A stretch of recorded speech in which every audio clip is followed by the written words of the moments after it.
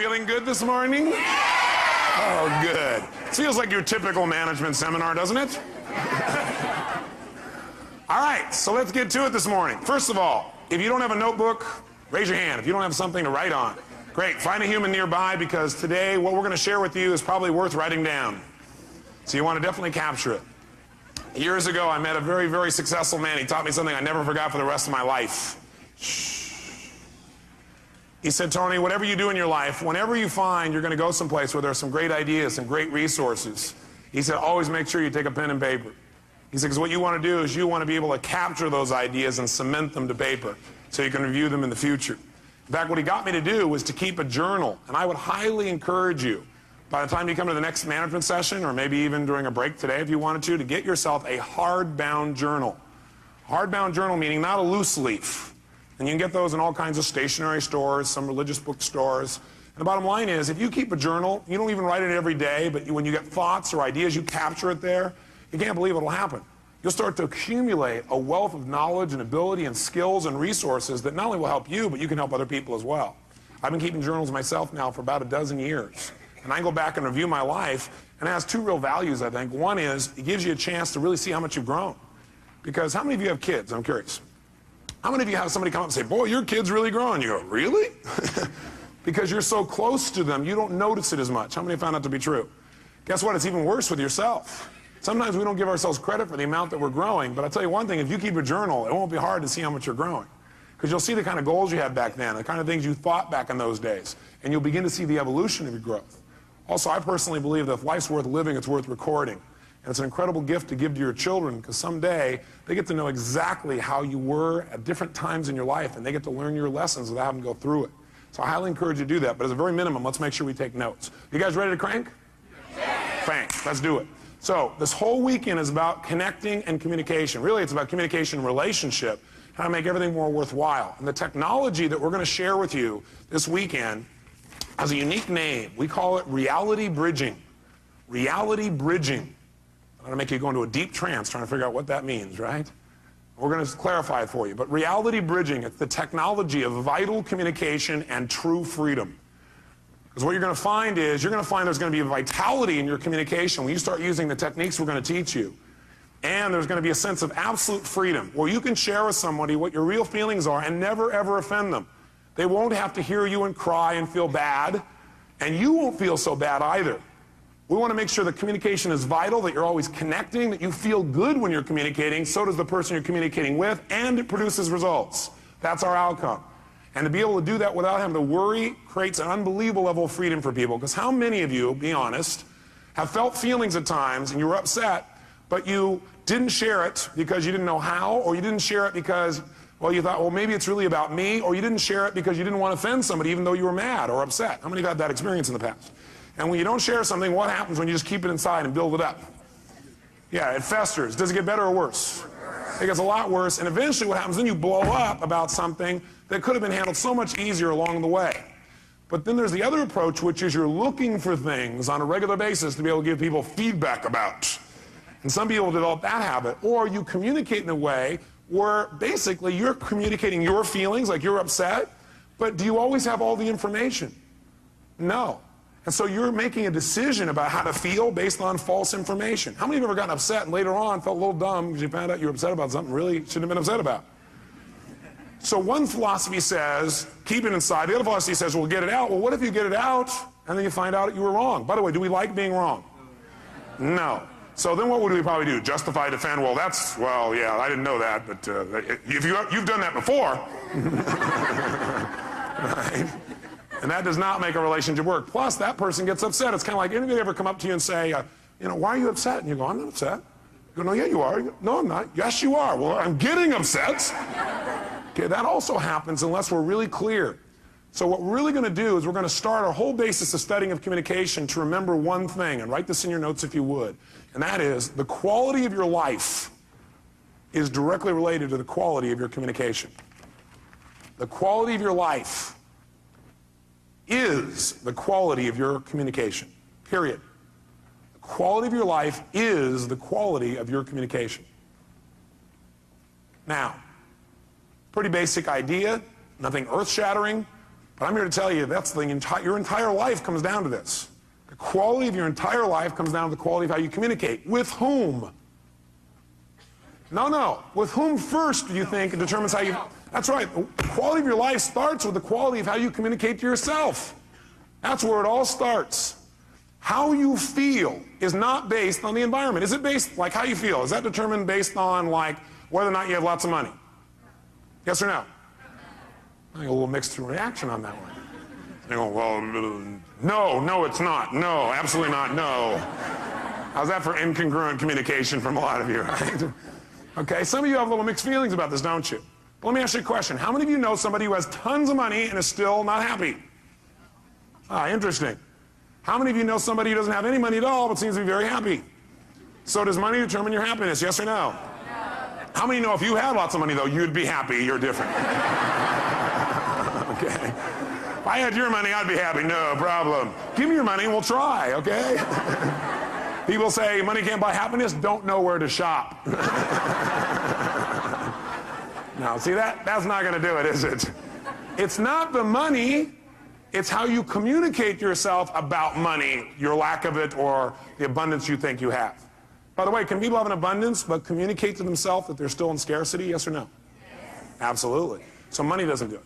Is how you feel determined by whether or not the weather is good?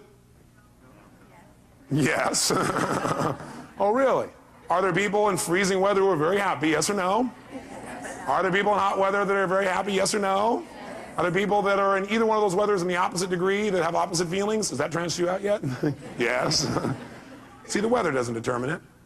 Is it, whether you're happy or not, determined by whether or not other people say they love you? You go, yes, but it shouldn't. So you sit there and should all over yourself, huh? Okay. Okay. You're right, it probably shouldn't, but a lot of us connect that real directly. But I got a question for you. Somebody comes up to you and they tell you, I love you.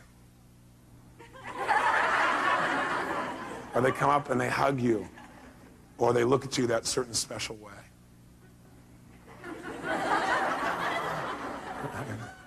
Or they kiss you passionately, and you have these feelings inside. You begin to come to attention, gentlemen.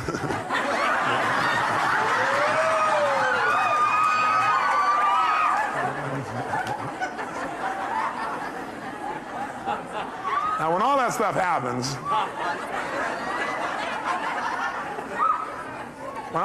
happens, my question for you is, wait, what made all that happen? Was it really the kiss that did it? Oh, yes, sir. No, I don't think so. If that's true, kissing your dog would get you excited. It wasn't a kiss. It was the meaning you associated to that particular moment when tissue touched tissue in that unique way. That's really it, isn't it? It isn't actually... Yes! It isn't actually the event itself, is it? It is rather what we communicated to ourselves about that event. Somebody hugs you and you feel good. Do they make you feel good, yes or no? No, what makes you feel good is you've got a set of rules inside your head that say if somebody touches me quite like this, they look like that, sound, smell, feel like this, then I get to say, ooh. Okay. And so you say, okay, it's time to feel good, and your brain goes, and you start feeling good. Right? So the bottom line is we determine how we feel by the way we communicate to ourselves, by the meaning that we communicate about a situation. See, it's not the event that determines how we feel. It's the meaning that we associate to the event that determines how we feel. And that meaning is something we create and we communicate to ourselves. If you're upset about anything, all upsets come down to the meaning you associate to something. If you're upset about something, it's because you're thinking, well, that's because this means they don't care about me, or this means I'm no longer in control, or this means I'm not respected, or this means. All upset is based on a meaning. And how many times have you been wrong when you linked up the meaning? Anybody been wrong, yes or no? Yes, this means yes, I'll guide you through this, okay? We've all been wrong. So what we've got to really be able to do is to realize one thing, and write it in your notes. Nothing in life has any meaning except the meaning that I give it. Nothing in life has any meaning except the meaning that I give it.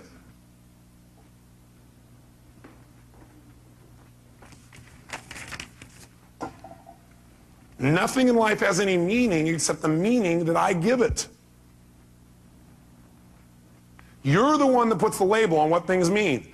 And the last time you were with me, I gave you a phrase when we talked about transformational vocabulary. If you recall, transformational vocabulary is the idea that we get all these pictures and sounds and feelings and sensations start to come in our body, but we don't know what it means till we put a label on it. So you get all these things and they feel uncomfortable, they feel kind of painful, and you call that humiliation. Will that intensify the feeling more than if you say, I'm a little frustrated? Yes or no? You better believe it. The label we put on our experience becomes our experience. And we are the person doing the labeling. Now, granted, I'll agree that most of us are on automatic pilot. We're using a labeling and a communication process that we don't even think about consciously. And we can easily point to other people and show how they created that feeling for us. And certainly they helped us to get into state. They helped us by giving us some feedback, but we still determine the feeling. I'll give you an example. I was in Hawaii recently. I couldn't believe it. I read this article, and then I saw the thing on TV where they interviewed this guy. He was out swimming, and the shark came and bit his leg off. Yeah. You'd think he'd be fairly upset. Why would you be upset if you lost your leg? After the initial pain, why would you stay upset? Because of the meaning you'd link to that, right? What would be the meaning that would make you feel upset all the time? That's right, the meaning of loss, that you had lost something. See, almost all pain you're ever going to feel in your life, the pain that people have that makes them upset, it all starts with, I call it emotional anatomy. It all starts in one place. Pain starts with, number one, I'll put it down at the bottom here, a feeling of loss. A feeling of loss. Now, can you ever really lose anything? Only if you perceive that there's a loss. Is that true? Are you following me on this now for a second? You can only feel loss if you perceive it. In other words, you have to tell yourself there's a loss. You have to communicate that you've lost something. This man was not upset. In fact, he was concerned about the shark. Yeah, you say, this guy's on drugs. No, he was sincere. Because his belief was that, number one, he was responsible, not the shark, because he was a swimmer and he knew that in the area he was there were sharks, and if he's thrashing around on the top, they think it's a turtle, they'll come after him. But his concern was that people were so upset about it that people were going to go out and rage and kill the sharks in that area. How's that for sorting by others instead of sorting by self? So the meaning for him was, this was a learning experience. That's what it meant to him. For other people, it would mean, I'm maimed for life. With a different meaning that he communicated. If he would have said, I'm maimed for life, I'll never be the same. I can never accomplish anything. A woman will never be attracted to me. I'll be a gimp for the rest of my life. If he would have linked those meanings, do you think he would have been in the same state, yes or no? No way. By the way, maybe this is temporary, right? I don't know. I don't know this guy. I'm not going to be around a long time to meet him. But I can tell you for years what I've done is interview people who are absolutely what I think are spiritual masters. What I mean by spiritual masters is not flying to the east and meeting somebody who sits and meditates. I mean somebody who doesn't have the use of their legs or their arms and lives in absolute joy and is totally loving and tries to figure out how to contribute to other people.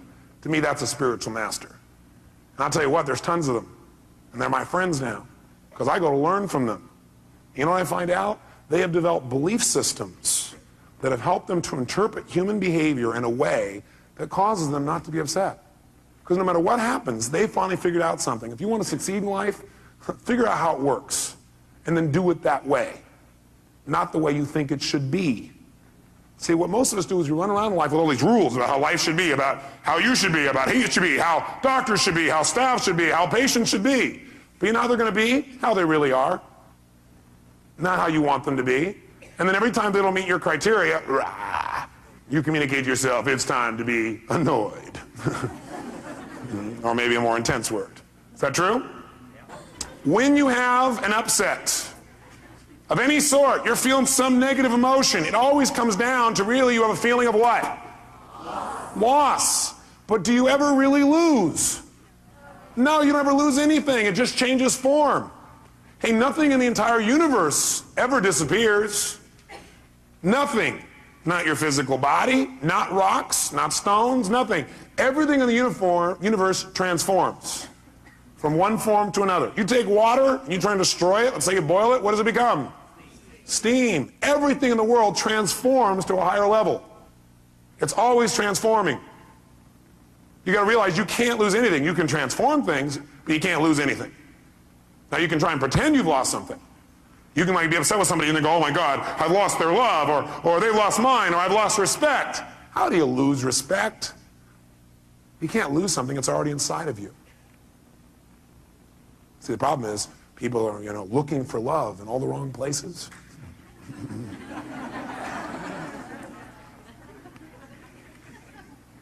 Love is not something you have to go looking for when it's where you come from. A friend of mine said that, Michael Hadley. I thought, wow, what a great thing to remember. Love is not something you have to go looking for when it's where you come from. So you can't lose something. Everything you thought you'd lose is already inside of you. See, if you won't feel respect, it's because you aren't choosing to focus on being respected. You're not communicating to yourself you should be respected. What if I said something to you, and I said it in a way that made you feel disrespected? It made you feel disrespected, or you took what I said, managed to interpret it, represent to yourself, and communicate to yourself that my saying it in that tone of voice means I don't respect you, therefore you can't have these feelings. Does that make any sense? No. Do we do it all the time? Yes. Do we want to continue to do it? No. Okay? We want to change that. You can't ever lose anything. Now you can perceive you've lost something. And by the way, do some people who've not lost a limb, not lost their eyesight, not lost anything, feel like they've lost over little stupid things, yes or no? Some people feel lost about something they never even had in the first place. Like they had this goal and it didn't happen. And then they go, shh, I lost my goal. You never had it. Or they have this expectation. Most upsets are about expectations that aren't met. Isn't that true? You expect somebody to do something. You expected yourself to do something. You expected life to do something. You expected the weather to be a certain way, and it didn't happen. You go, oh, I lost out. How could you lose out on something you never had? You must have been very confused. So you can't lose. But if you want to feel bad, what you have to do is have the illusion of loss. Create the illusion of loss. That's all you have to do to feel bad. So I'll guide you on how to feel bad. Step one, feel bad. Create the illusion of loss. I want you to make sure you take notes. The next time you want to feel bad, you know what to do. Okay? Now, after the illusion of loss, what that usually does is that creates a second major emotion in the anatomy of human emotion, and that is feeling of hurt. Feel hurt. And usually what happens is people don't notice the loss thing. They notice they feel hurt. If they're sensitive. Because this stuff happens pretty fast, doesn't it? Like we've forgotten it's loss. All we know is we feel hurt. Anytime somebody feels hurt, what it really is, they have a sense of loss about something. They lost out on their expectation. They lost out on what they thought they had. They think they've lost out on something else. They think they're missing out. They think something has changed. They think they're losing something. And they feel bad. They feel hurt. How many of you have felt hurt in a personal relationship? Great. Tell me, raise your hand and tell me, what did you feel hurt about? Give me an example. Yes, sir. You felt hurt about dishonesty, meaning you felt this person had been dishonest with you. Now, are we absolutely certain that this person was dishonest, that he felt that was dishonest? Yes or no? Is it possible this person was not dishonest, but rather he interpreted their behavior as dishonest? Yes or no? Yes or no? Yes. I had a conversation with my mom not long ago. I couldn't even believe it. She was like all hurt. She said, I'm really, and she went to the next level. I might as well tell you what it is. Most people, by the way, don't stay in hurt. They manage to immediately amp up into anger. Is that true? That's right, and that's the third emotion. So if you're angry, what you really are is what? Hurt, which means you really just have a sense of what? That's really it. So my mom was upset. I was like, what are you upset with me about? I mean, what did I do? She goes, well, she does flowers for seminars. And she asked me if I would contact this hotel and have the hotel like use her services. And I said, I'd be willing to, but I don't think they do that. I mean, they never do it for us. Well, she talked to somebody else, and that somebody else told her that the hotel does it all the time, and they contract with somebody else, so your son must not really care about you. Now, she was also in a very stressful state. Does the state we're in just our normal life affect the way we interpret meaning? Yeah, she was stressed about a bunch of other things, so while she's in a stressful state, somebody said this to her, and she went, oh, my son, he just thinks I'm a pain in the butt. He just wants to get rid of me. He must be ashamed of my work. He must not like my flowers. She created all this wonderful stuff. Can we create all kinds of shit in our head? How many are good at creating shit in your head? Okay, all right, good. I am too. We all are. I'm not picking on my mom, trust me. Oh boy, it's on video. Now I'm really in deep shit.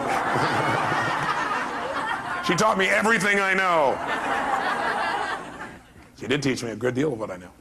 Gave me a great foundation for my life. Point is, though, seriously, is she's all upset.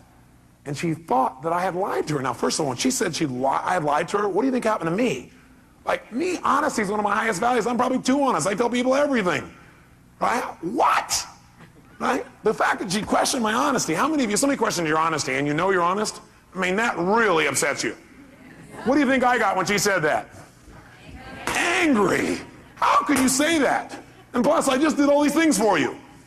And I started remembering all the stuff I was doing for her, and I said, I have never lied to you in my life. Well, maybe when I was a little kid, but not since then. I said, what are you talking? I can't even believe that. Why was I angry? Because I felt what by her statement? And I felt hurt because I had a sense of what? Loss. And my loss was, how could we lose that connection of knowing who each other are? When my own mom. I mean, do anything for her. I just got done doing this unique thing for her that, blew her out of her shorts. She didn't ever expect it. Right? Blew her out of her shorts. Interesting picture.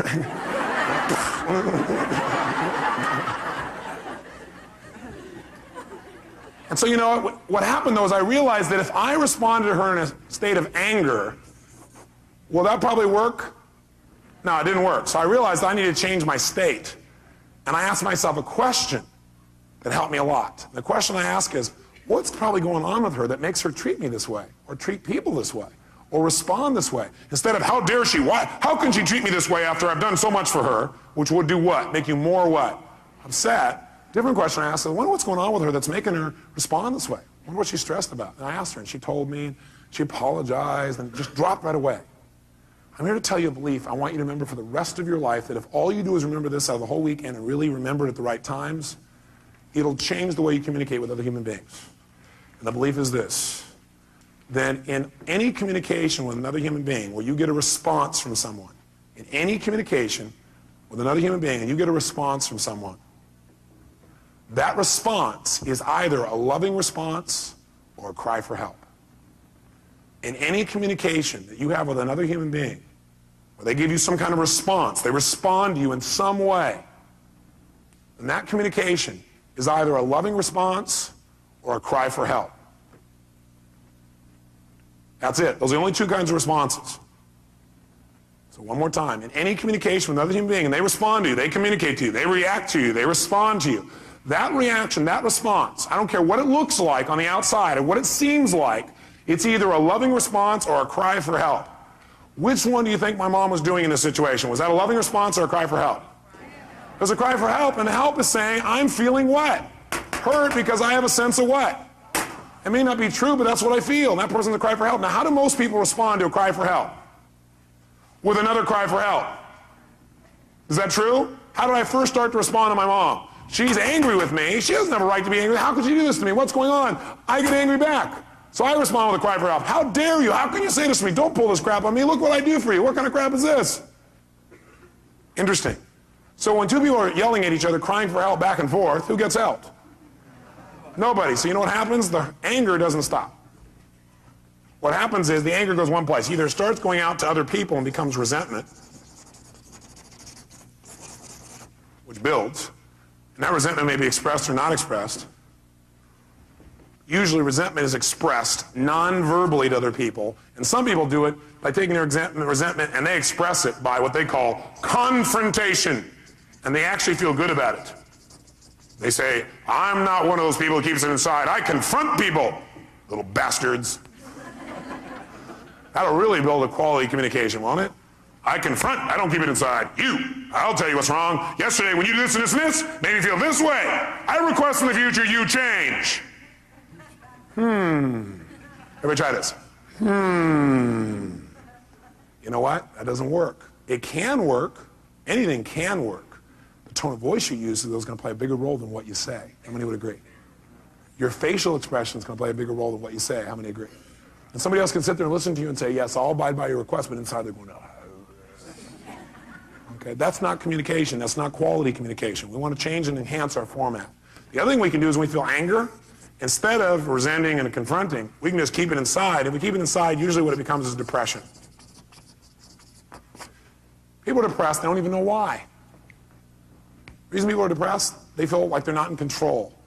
Like things are happening they're not in control of. They're not able to communicate and get control of their life. And a lot of times depression is directly related to the fact they've kept this anger inside and these upsets, and they haven't expressed them, they become depressed. How many can relate to this? Not you, but other people you've seen in real life. I thought so. So the bottom line is, what we've got to do when somebody responds to us with a cry for help is give them what kind of a response? Which of the two responses should we give somebody when they give us a cry for help? A loving response. Is that always easy to do? No. What it requires is you to remember that no matter what it looks like, they're just really crying for help. Somebody's angry. How dare you do this to me? You go, how dare you do this to me? You guys are crying at each other. How dare you do this to me? You should go, you should picture that. How dare you do this to me? You son of a... Why do you always... And you come back and go, I hear you. I appreciate you. I love you. That's not my intent. How can we make this work? I'm willing to make it work. Thanks for sharing your real feelings with me. Let's do it. What do we need to do to make it work? How can we make you feel better? Because I'm committed to that. Well, you're there. I know. How can I make you feel better? How can I make you feel better? How can I make you feel better? Because I love you.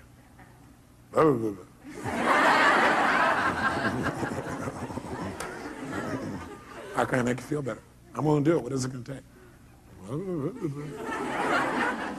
How can I feel it? What will it take? Let's do it right now. You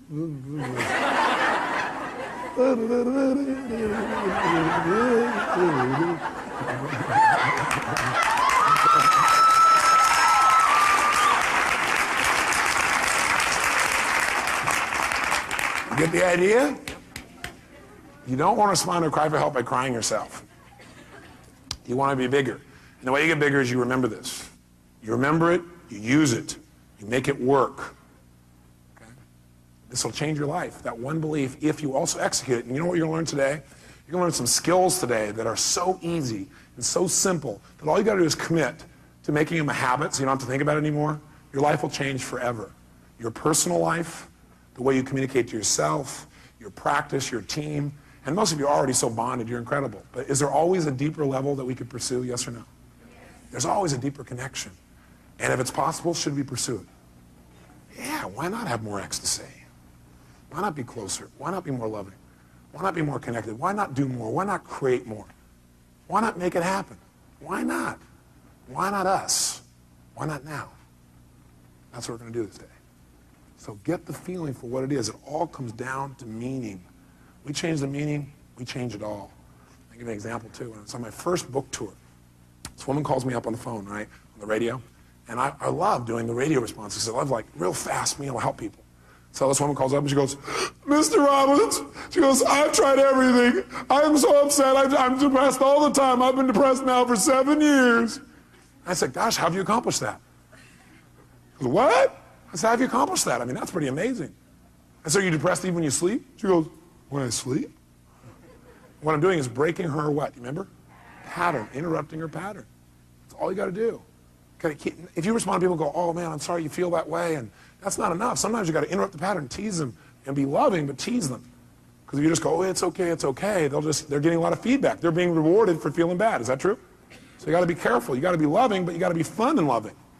So that would be my response. A loving, fun-loving response. An outrageously fun, loving response. That'll break their pattern. Do something they don't expect. So I said, well, what's the challenge? You go, well, it's because my boyfriend left me 7 years ago. He left me. He took my whole life. I said, he took your whole life? Because, yeah, I gave him everything. I said, everything? You kept your voice, I hear. So, well, you know, he gave me everything. My whole life's run forever. Why is she in pain? That's right. She feels tremendous depression, actually, because she's been angry, because she really felt what? Hurt, because she has a sense of what? Are there people who end a relationship and don't feel a sense of loss? Yes or no?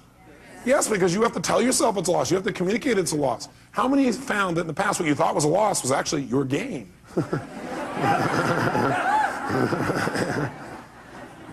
But when you thought it was a loss, how did you feel? Hurt. And it may not have been a loss of them, it was a loss of your own self-esteem. Well, they left me, and they must not have loved me. I wasn't good enough. You know, I'm not good enough. The loss of your own self-esteem, but you do that to yourself too. It's just not truth. The meaning you made up in your head. We're making all this crap up in our head, and it's not true.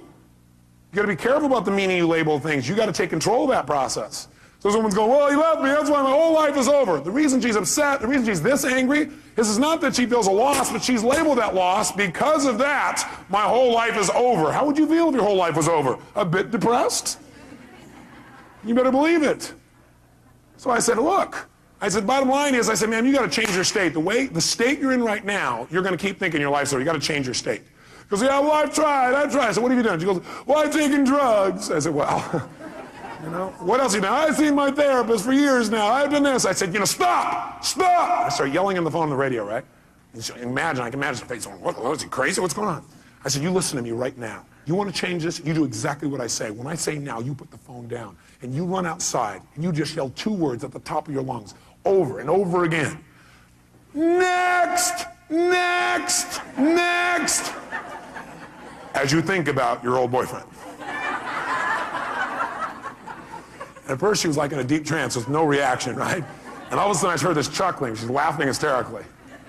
Right? She starts to laugh. I said, just yell next. Go out there and look around, see men, and go next. As soon as she started laughing, I said, think about your old boyfriend. She starts laughing. Think of your old boyfriend. She's laughing. Think of your old boyfriend. Laughing. Think about your old boyfriend. Pretty soon, when she thought of her old boyfriend, guess what she began to do? Laugh. Right? Now, am I belittling the relationship? No. But do you think if she laughs when she thinks about it, she'll be able to deal with it better than if she cries? You better believe it. See, our state affects a lot of the meaning we link to things. When we're stressed, well, we can make out the worst situation out of virtually anything, can't we? See, you got to remember, you're the producer of this play. You're the one writing the script of this movie. Now, some of you, though, have like one style of writing called drama. Maybe you ought to try writing a comedy instead. It might be more enjoyable. Some of you have written a love story. My congratulations to you. Some of you have written an adventure story. Some of you have got one garbled story that doesn't even make any sense. Maybe it's time you cleaned up the script, which doesn't mean go back and rewrite it all. It means tear up the old one. Do you have to go back and rewrite the whole script in order to make it work? Yes or no? Now, what you can do is set it aside and move on from here. What a concept. Decide, what do I want now? What happened in my past doesn't mean diddly. What matters is where I'm going. If you're trying to drive in the future using the rearview mirror as your guidance tool, you're going to crash. Plus, you know what? Your future is going to look like your past. Pretty scary. Maybe I just let go of the past, tear up that script. You don't have to keep playing that same play. Write a new one now. Don't tell me, yeah, but look at the script I didn't use in all my life. Who gives a shit?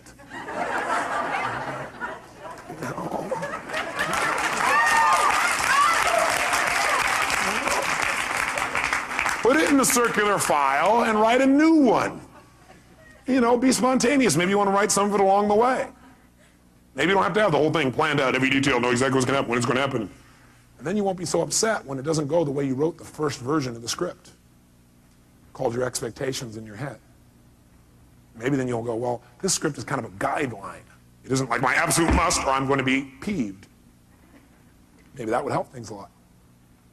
See, the whole key is the quality of life is the quality of communication. Number one, with yourself.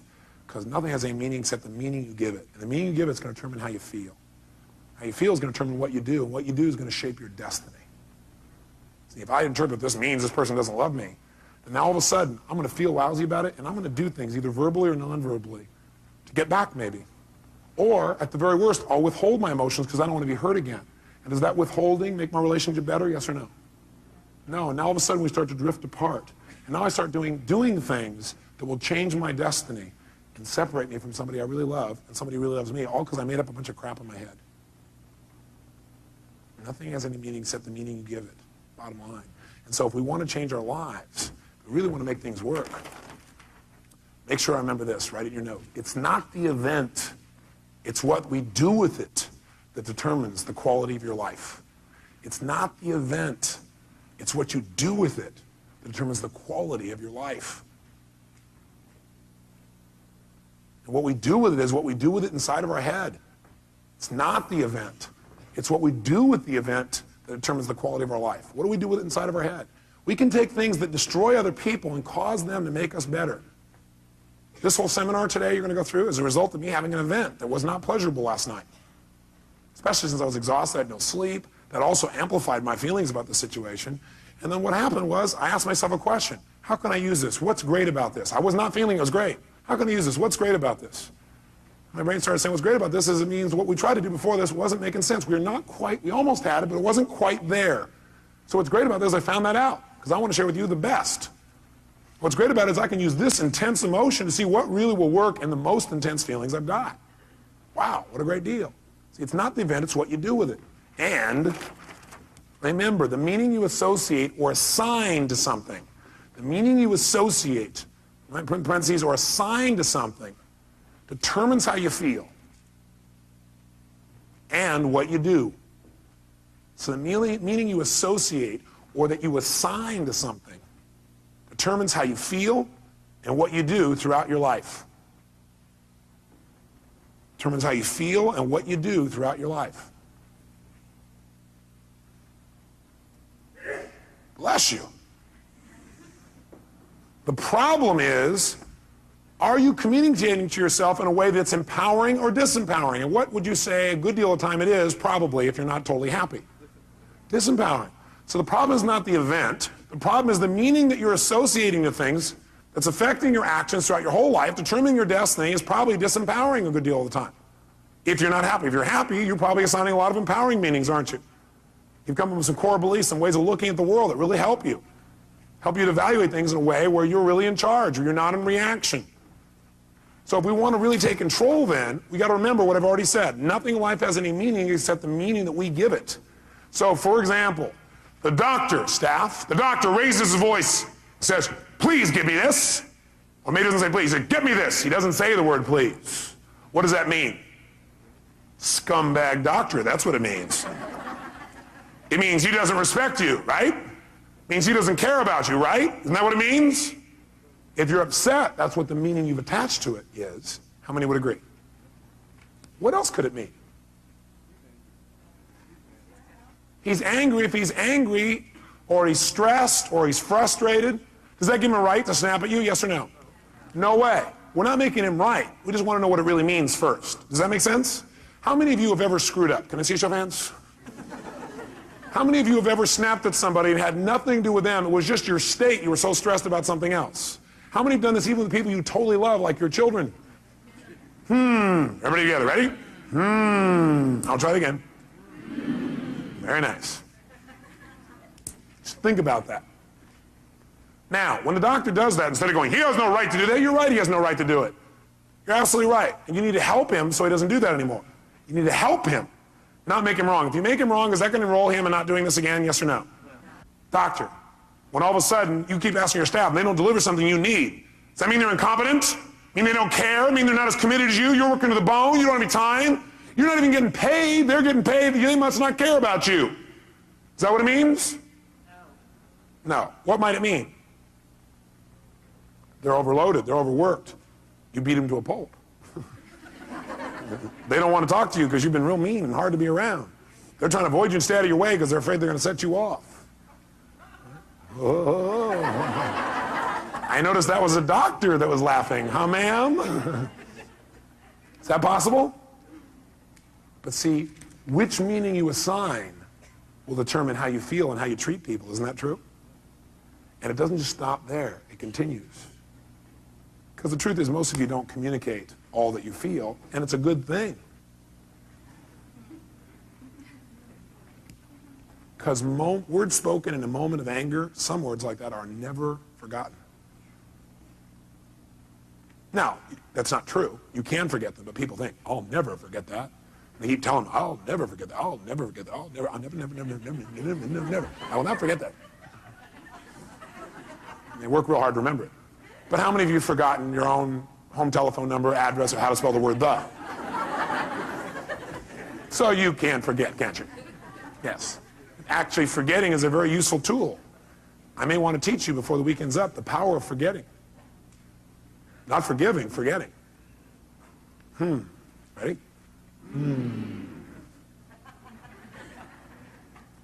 Is it sometimes useful to forget? Yeah. especially if what you're forgetting is only your perception.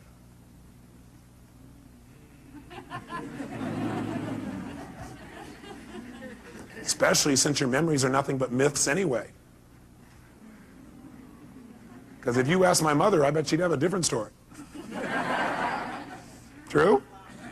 That's right. See, the bottom line in life then is we've got to make sure that we assign a meaning that empowers and doesn't disempower. By the way, we don't really know for sure what the meaning is unless we ask. By the way, do we always have to ask? No. Sometimes we can hallucinate that people are coming from the best place. How often would it be useful to hallucinate that people are really coming from positive intention? Always. Yes. See, if you question my behavior, I can probably deal with that. But if you question my intention, that is going to really hurt me. Because I'm going to go, don't we have a relationship? Don't you know who I am? But that's probably not how I'm going to respond. I'll probably respond with a cry for help by being pissed off that you could ever question my integrity or my intent or whether I care about you. I mean, how can you do that after all I've done for you? And then people start justifying and noticing all the things they've done for you. Then they get really even more mad, amped out. Is that true? Okay. So what we've got to really do is we've got to say, okay, I don't know what the meaning is. I'm not sure what the meaning is. But I'm sure that the intent is positive. The person's either stressed or something else, but I know who they are. I remember who this person really is. The moment doesn't matter. This too shall pass. Is that true? Unless I decide to try and hang on to it, not let it pass. Have you ever tried not to let something pass? It gets to be painful after a few days.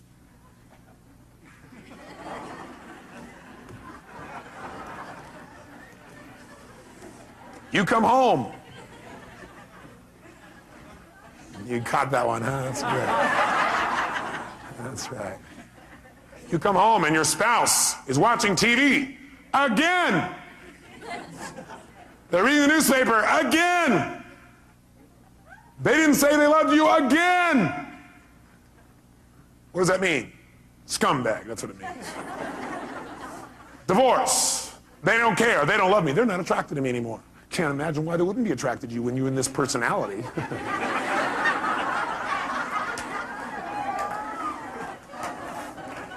Probably looks at other men, looks at other women. Can't imagine why when they get to come home to seeing you in this unique state.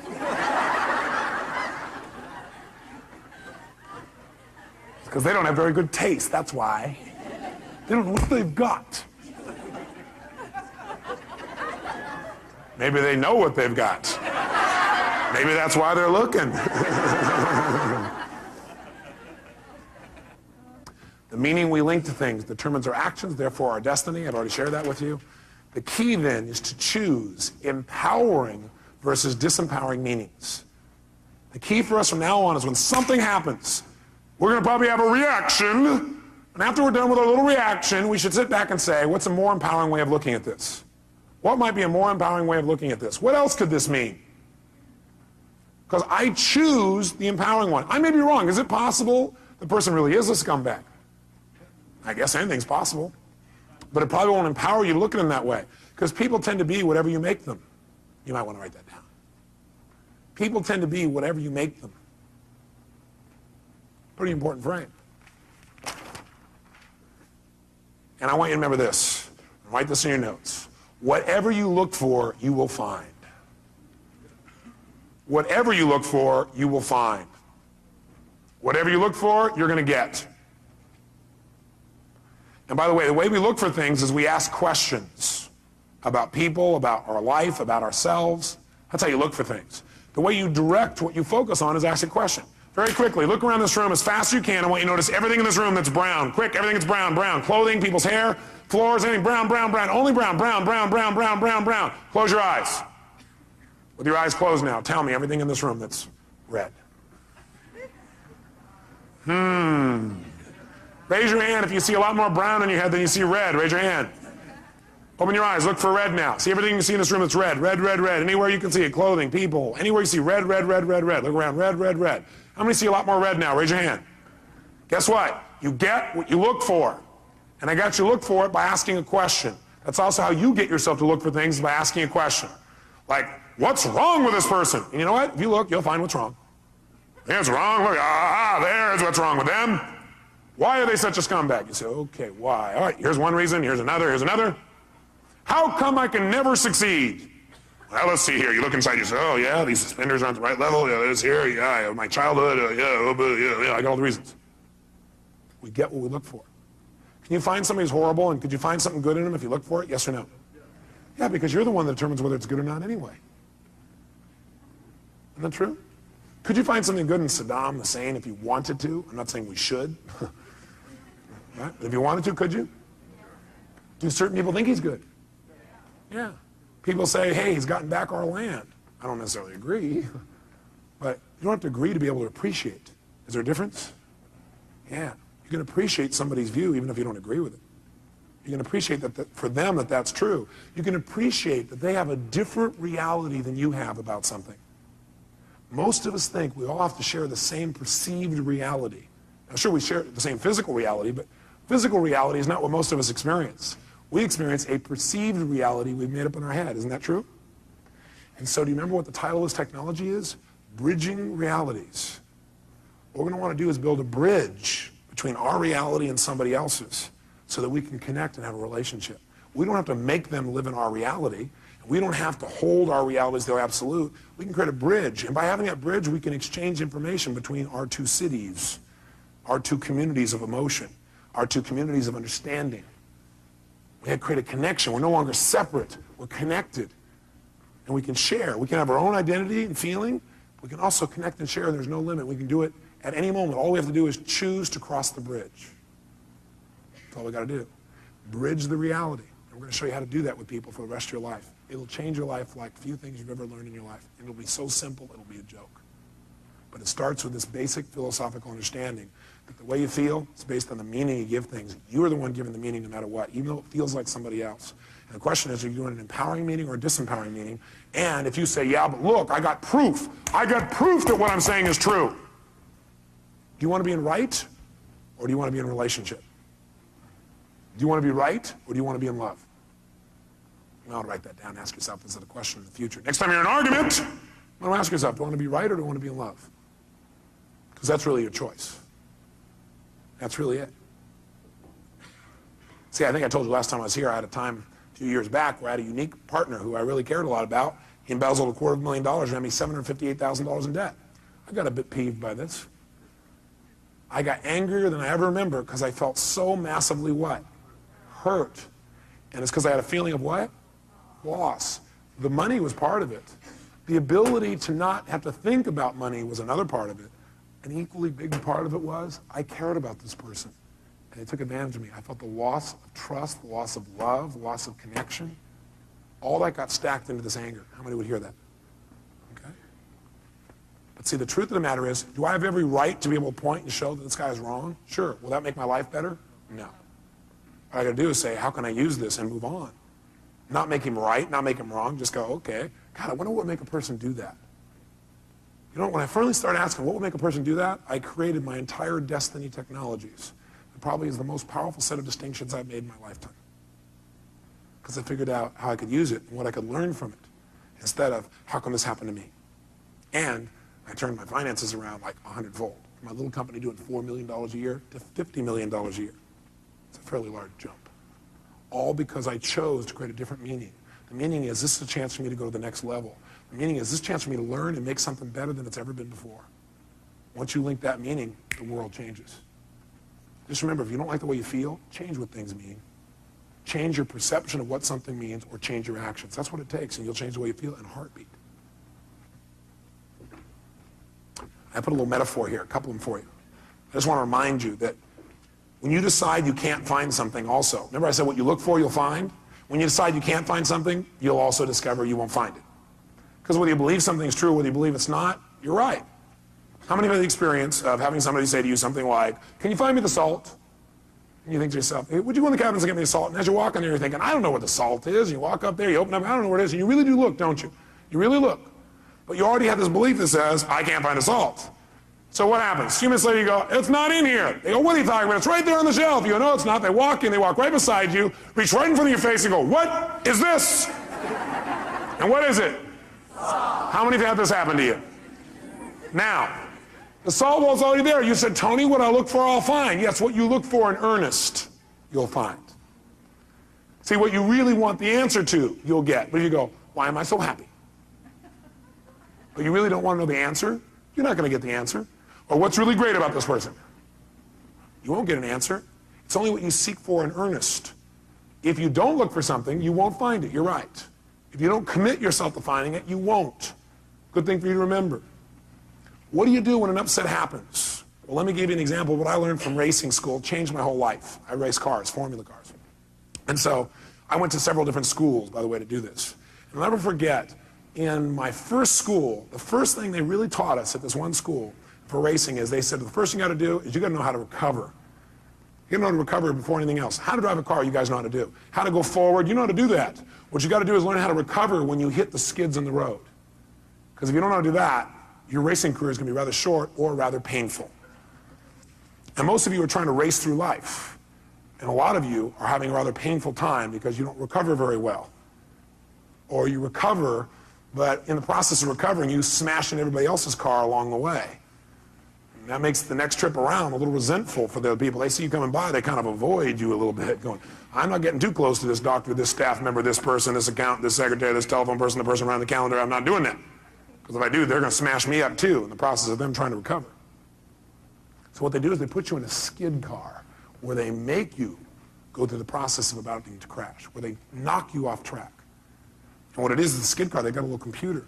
They fire off this computer, and what it does, it has a little lift, and it lifts one of your wheels, and you never know which direction or when. So you're screaming around the track, screaming, screaming, screaming, screaming, and you're not doing full speed, like 140 miles an hour. They start you a little slower, like we're doing this morning. And you go about 60, 70 miles an hour. But 60, 70 miles an hour on a track is pretty intense, and you're going right for a wall, and all of a sudden, you start to skid out of control. And what they tell you in advance is that what you got to do is when you start to skid out of control, there's only one key. Look where you want to go. Focus on where you want to go. Do not focus on what you're afraid of. Now, what do people do in life? We focus on what we fear, and we get more of whatever we focus on. That's what they tell you there. They say, look, whatever you focus on, that's where you're going to go. Whatever you focus on, you're going to get more of. You focus on the wall, you're going to get a lot of wall. Real fast, you're going to crash. What you immediately got to do is focus on what you want, not where you think you're going, not where you think you are. If you're not where you want to be, if you're not where you're wanting to go, focus on where you want to go. Immediately, don't hesitate.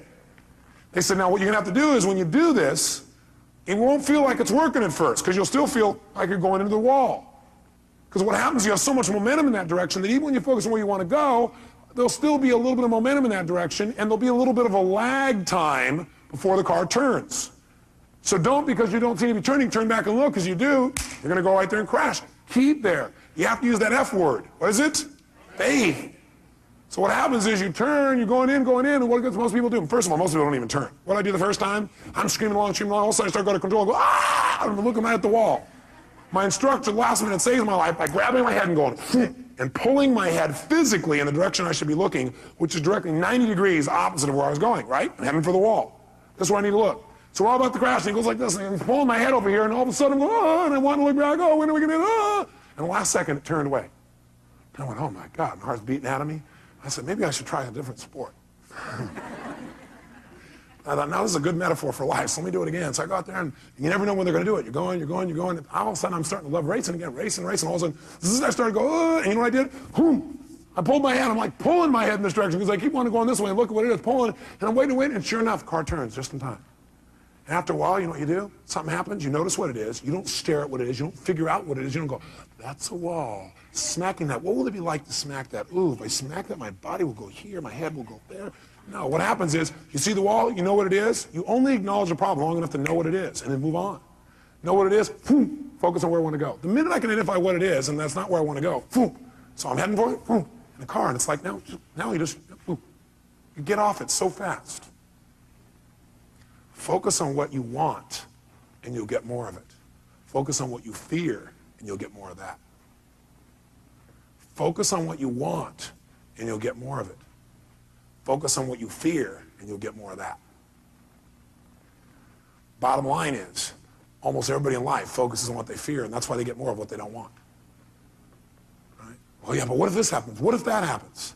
If you keep asking, what if this happens, what if that happens, I guarantee you're going to crash. It's only a matter of time. Instead, you got to say, well, what if this happens? What I want. What will happen when I make this happen? What I want. And the more you focus on that, the more of an experience you'll have of what it is that you want in your life, and you'll get it right away. Now, here's the problem. You got to still hang on to your F. What is it? Faith. You know what faith is? Faith is understanding the seasons of life. Life comes in seasons, doesn't it? It's not always the same, but it's still predictable as a whole. How many of you are surprised when winter comes? Can I see a show of hands? No, you wouldn't be surprised. You don't be surprised when winter comes. And are there emotional winters, yes or no? You better believe there are. Are there times when you try to communicate well, it doesn't work? Are there times in the office where it feels a little frigid, a little cold? And that's not just the air conditioning. What happens during a winter? You break out a fire and warm each other up. See, some people freeze to death in the winter. Other people ski. The meaning of winter is whatever you do with it. Isn't that true? There's nothing wrong with winter. What if it was always summer? You go, oh, that'd be great. Oh, yeah? I think you get bored with summer. Plus, you probably get burned.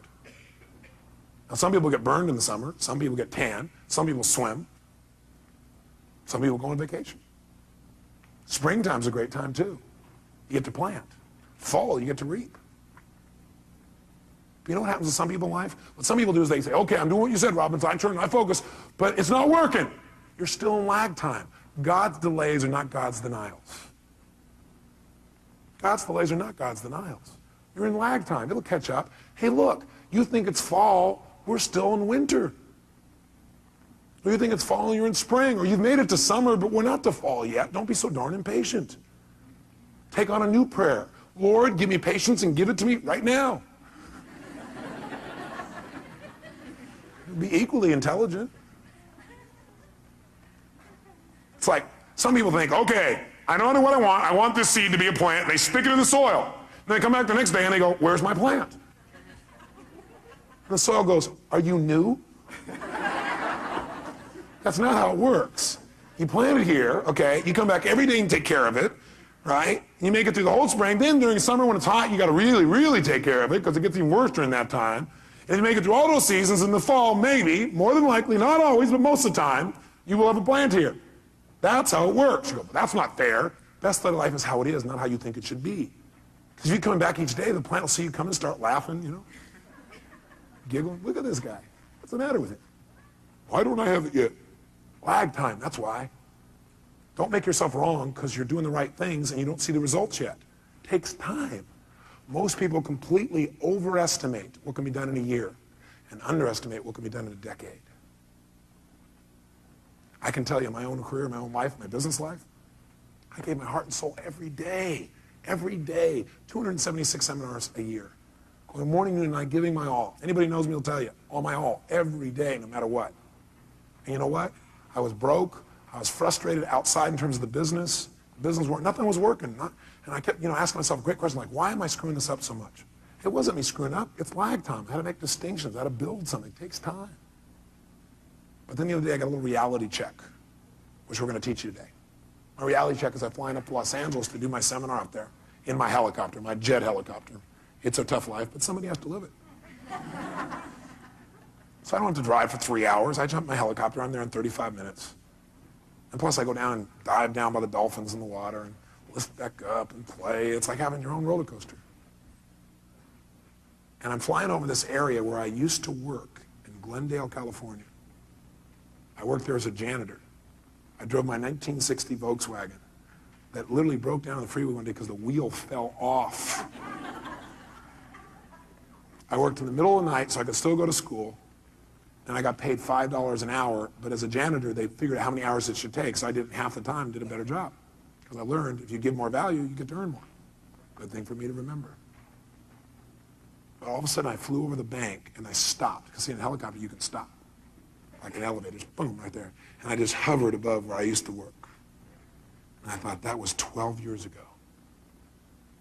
Wow. Wow. For 4 or 5 years after that, I never thought I could have ever had what I wanted. But see, the world moves for those who just never give up. The world will move for those who persist forever and who change their approach. They're flexible in how they do it. They don't just do the same thing over and over again. The world will move for someone who has faith. The world moves for somebody who has trust and then acts on that trust. That's what the world moves for. And someday you get to look down and go, God, I was there one time? That's pretty exciting. That's pretty good progress. See, just because you didn't get it when you want it, you may have overestimated in the short term and underestimated your long-term power and potential. Something you might want to remember.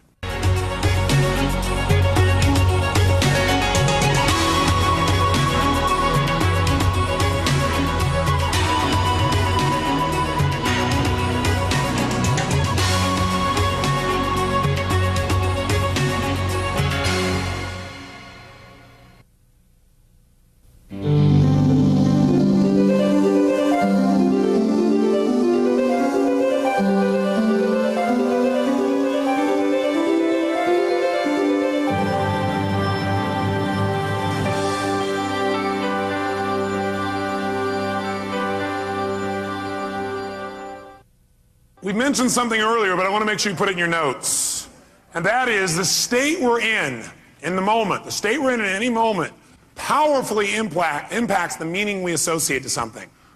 The state we're in the moment powerfully impacts the meaning that we associate to something or that we assign to something.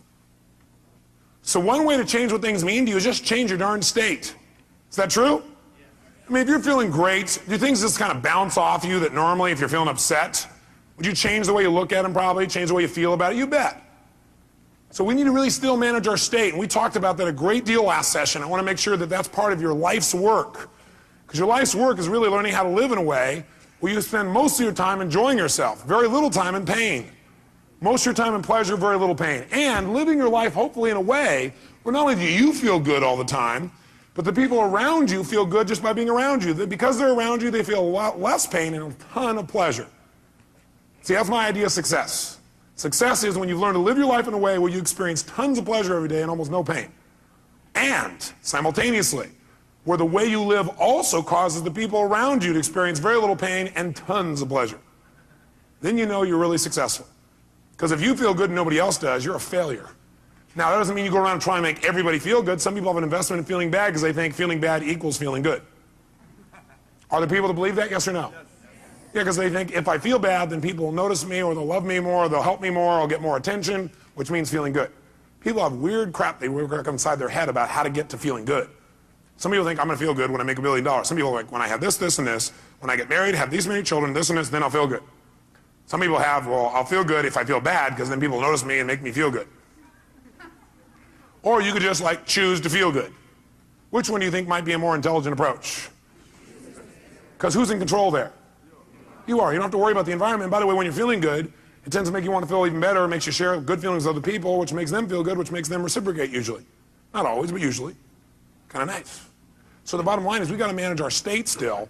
And as a reminder, as far as that's concerned, changing state means change the meaning. And the way you can do it is either by changing your what? Anybody remember from last session? Change your what? Change your what? Change your physiology. Physiology, again, means the way you move, the way you breathe, your facial expressions, your gestures. The way you use your body determines the way you feel. You got to remember that for the rest of your life. If you're not feeling the way you want to feel, the first thing you do is just change the way you're moving. Emotion is created by what? Motion. Emotion is created by motion. You have 50 muscles in your face. A slight change in any of these muscles will radically change the way you feel. Remember we did this last time, I think. What I'd like you to do right now, real quick, is create some tension in your body, some tension, then put a big, huge smile on your face while you're doing it and notice how it feels. How many feel somewhat excited when you feel this? Let me see your show of hands. You know why? Excitement has tension in it. The only difference is you send a different biochemistry into your body. You fire off different biochemicals when you make a smile. Physically, it changes. You want to get depressed? What do? Drop your shoulders, look down, breathe shallow, drool. Right? Change the way you move. Some people have limited emotions because they have limited motion. They're trying to express their feelings and they go, I have something important I want to share with you. Hear me. Feel me. I am man. Feel this? Versus, listen to me. Come on, let's make this happen. Let's do this. Do you understand what I'm talking about here? The more emotion you have, the more emotion you have. And there's certain emotions you're not feeling because you're not making certain movements happen in your face. You want to change that. You want to go for more. See, did I mention to you last time, did we talk about how certain people who live together for a long time begin to look like each other? Did I mention it? Do you remember why? Because in order to be in rapport, we like people who are like us. So we mirror back similar facial expressions. We do it enough, we literally mold our muscles to be in that way. And we use those kinds of emotions on an ongoing basis. A lot of people look like their dog. I don't have the explanation for that one. I don't know if they're mirroring in that case, right? Maybe they're trying to pick somebody like it, right? But see, the thing we got to realize is we got to control our physiology. So throughout this day, as last time, I want you to remember to live at level 10. You remember what that means? Living at level 10 means what you got to do is ask yourself on a scale from 0 to 10, where's my level of energy? 0 is dead, 10 is unstoppable. Which level is going to allow you to get more out of this weekend? Which one?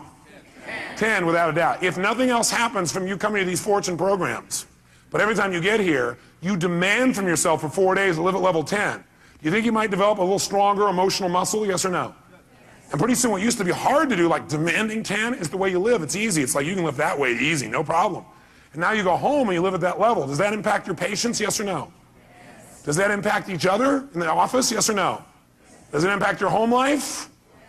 Does that impact those ecstasy ideas we had about the relationship at home? Yes. See, if you're level 10 every time with your personal relationship, would that enhance it, yes or no?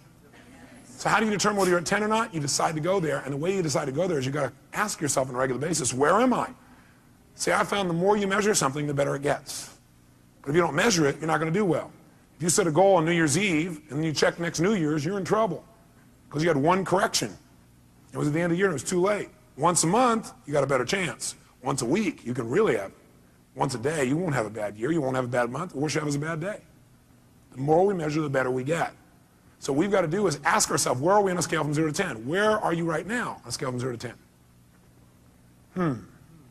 Sit right now like you would if you were at level 10. Okay, that's clear, you weren't at 10 then, isn't it?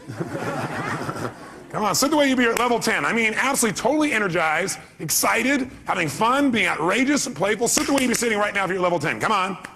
And most, oh, you're not at 10. Come on. Come on, this is not 10. Let me see 10 here.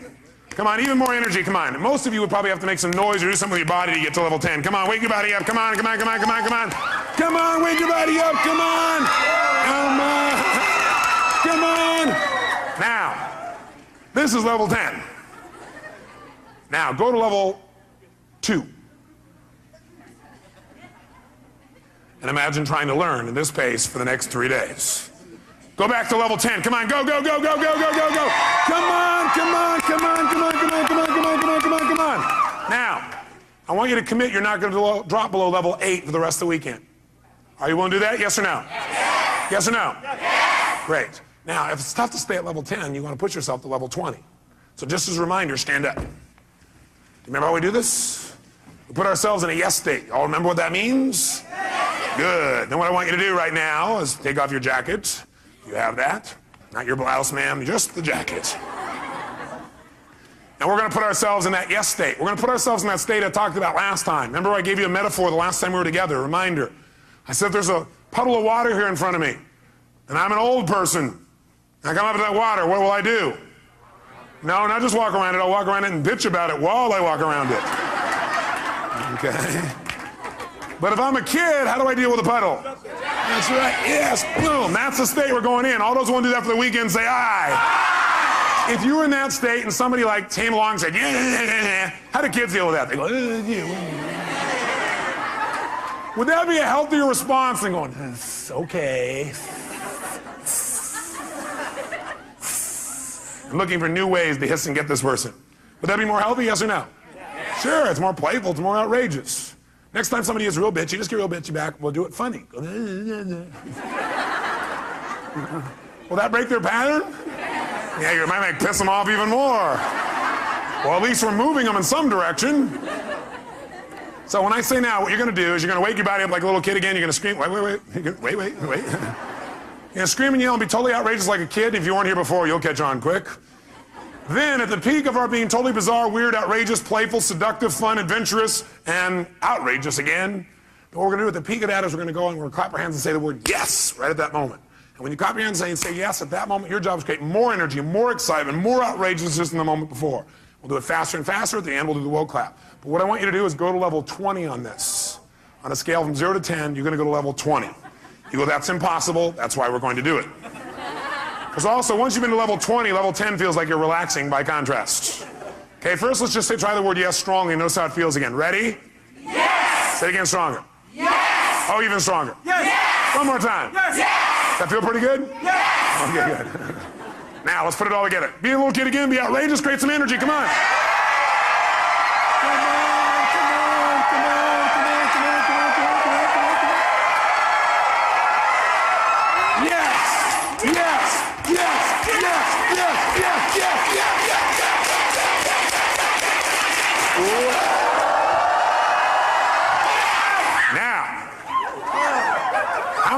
How many of you are now at level 3? Now some of you here for the first time going, what have I gotten myself into? It's a cult! It's the yes cult.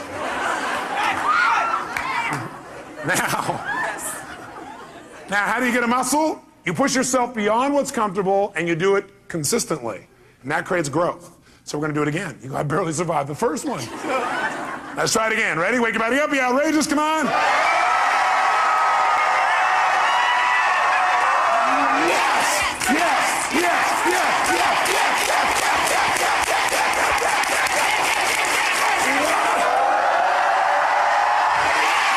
Now, in this state, if somebody had some petty upset with you, could you handle it? Great. Then get a bouncing hug from the person next to you and grab a seat.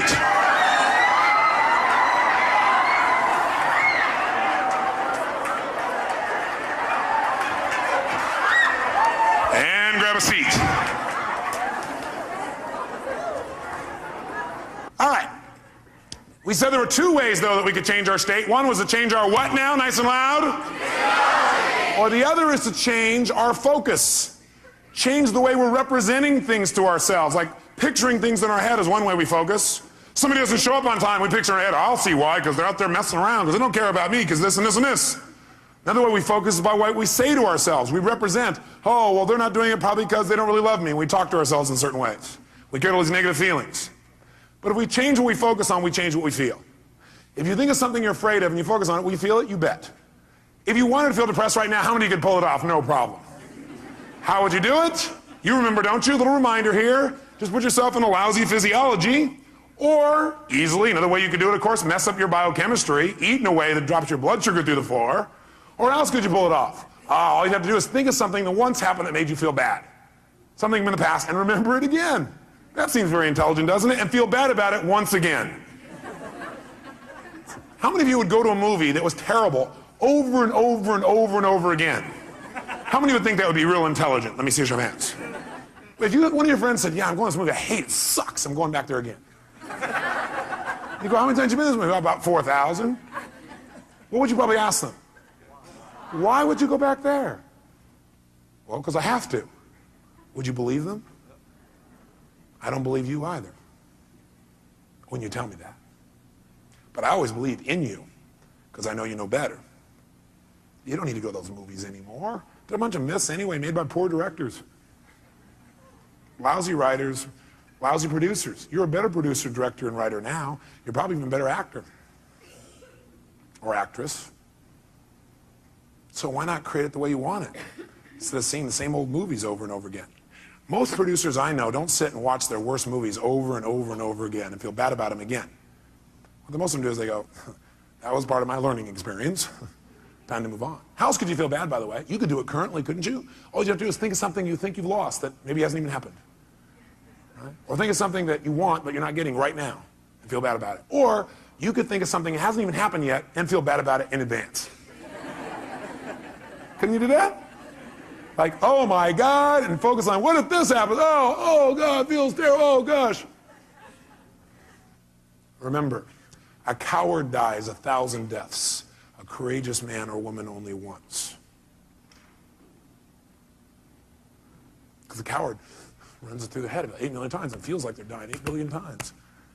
If you have any faith, any courage, then if it really ever does happen, you'll just deal with it once. You feel the pain only one time instead of stacked over and over and over and over again. If you want to feel good, could you do that? Sure. Would a producer go back to some of their best movies and see them again, do you think? Yes or no? Would they even share some of those movies with their friends? You know what some people do? Some people actually take the worst movies of the past and go share them with their friends, their worst movies. Tell them all about all the gory details of it. And the friend goes, yeah, that's really great. Yeah. But see, a real great producer director shows them their current films, shows them some examples of films that are about to come called previews. Previews are rather exciting usually. Or they show them the best films of their past and share those with them so that people get to enjoy more of their life. Maybe even learn something. Who knows? But you could remember something that once happened that was great and feel good about it. You could think of something right now that you could feel great about, or you could think of something that hasn't even happened yet and feel good about it in advance. What determines what you focus on, though, is one thing: the questions you ask yourself. The questions you ask yourself determine what you focus on in that moment. What questions you ask are usually controlled by your beliefs. Because you could ask any question, but unless you do it consciously, you'll just ask the same questions that are in alignment with your old beliefs, your old BS, belief systems. So the bottom line is we've got to ask better questions. And I will tell you the question I want you to learn to ask the next time you get upset with someone. This is the first question I would ask myself if I were you. What else could this mean? What else could this mean? I will know a person is intelligent when I say this and this happened. I started to get upset, but I thought to myself, well, what else could this mean? You know, maybe it doesn't mean what I think it means. Maybe they weren't really being harsh. Maybe what it means is they're stressed. Maybe what I'm hearing from this person about what they said about me is not true. Maybe what it really is a distortion. Not that they mean to distort, but it's a distortion. Maybe what I've heard this person said about me is a deletion. Maybe this person is generalizing. Maybe this person heard it through somebody else. Maybe that person misinterpreted what I said. Maybe this whole thing isn't accurate. Maybe it's accurate, but they're stressed. Maybe I'm just stressed right now. Maybe what this really means is I'm stressed and I need to get more resourceful and be more loving. And I can handle this. Maybe what this means is it's a chance for me to go to the next level. What else could this mean? You're only upset when you've decided on a meaning that creates an upset. So if you're feeling upset, what else could this mean? Because again, how many of you have ever thought something meant something and been upset about it later on and found you were wrong? How many have done this? So wouldn't it be smart as a first step to always ask, what else could this mean? And search for other possibilities. See, with my friends, I always do this. If I care about somebody, I always do this. And what I've learned to do is even with people I didn't so much care about or didn't even know. What else could this mean? See, that makes your whole life open up and expand. See, once you think you know what everything means, you're in deep trouble.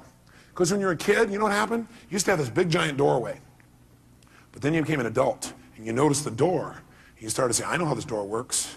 And you close it a little bit. You said, I know how the world is, and you closed it more. I know the world is, and pretty soon, now you know how the world is. You absolutely know how the world was. See, when you're a kid, you didn't know how the world was. It was just amazing how big the world was. It was amazing how much wonder there was in the world. How much you could learn, how much you could grow, how stimulated you were. You were stimulated by all kinds of things because you didn't know for sure what everything was. You're always curious about what things were. But as an adult, you now know what everything is. And if it doesn't fit in there, it's wrong. We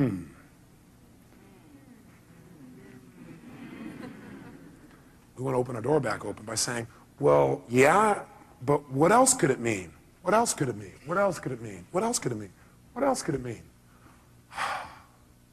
Feel a little freer. The other question I tend to ask myself is, do I know everything there is to know about this? Do I know everything there is to know about this? Somebody says something to you, they're really upset with you, or somebody raises their voice. That means they hate me. What else could it mean? Well, it could mean they're stressed, could mean they don't understand, could mean they don't even realize they're yelling. Could mean that they need some support. Could mean what I know it means, it's a cry for help. Could mean that I'm oversensitive right now. Could mean that I react to voice tonality instead of real feelings. Could mean nothing. Could just be something that came and went. Do I know everything there is to know about this? No, I don't know everything there is to know about this. I mean, there's all kinds of things that could be going on. I don't know. Opens your world again. We're going to teach you to do this in a format that makes sense. Now, the thing that happens, though, if we want to be able to really take control of our meaning is we got to pay attention to our emotions. So in your notes, write down emotions. Under emotions, in fact, you might want to write the word negative emotions. Negative emotions. Negative emotions. And then as soon as you write it down, cross it out. The word negative, anyway. What are some of your negative emotions? Tell me what they are. Fear, what else? Pardon me? Hate, what else? Anger, what else? Guilt, what else? Worry, what else? Upset, guilt, what else? Frustration. Now I got a question for you. Are they really negative? I'm here to tell you there's no way they're negative. Every emotion you've ever had in your life serves a purpose. The problem, the reason it's negative is you've been calling it negative instead of getting the message it's been trying to give you. Every emotion you have, including those you think of as negative, those ones you call negative emotions, I call them emotional messages. I also call them calls to action. All those negative emotions, as you used to label them, are really a call to action. Fear is a call to action. By the way, do you feel that call to action in your body when you're afraid? Yes or no? Does your adrenaline start pumping, your whole system start gearing up? Emotions are a call to action. And the call to action says one of two things has to happen in that call to action. It's a message. Every emotion is a message. A call to action. And the action of the message it's trying to give you is that you need to change either, number one, your perception of this, or number two, your current actions. Every negative emotion you've ever felt is not negative. Now, you may be overusing them, I'll agree with you. You may be indulging in them, I agree with you. You may not be getting the message from them. What's making it negative is you're not getting the message it's trying to give you. But every emotion, fear, frustration, hate, anger, guilt, all of those emotions are here to serve you if you get quick the message. But what most of us do is we just indulge in the emotion. So we never get the message, and that's why it's negative, because it starts screwing up your body, because what it is a signal to act, and you're not acting. That's why you feel sick to your stomach. You're not acting. You just keep on indulging emotion, not hearing the message. So the message is always, you must change something. Negative emotions are saying you got to change something. Either change the way you're perceiving this, change the meaning you've linked to this, change your perception, change your focus, or change your actions. Change what you're doing because it isn't working. That's why you're having that emotion. Don't make your emotions wrong. Appreciate them.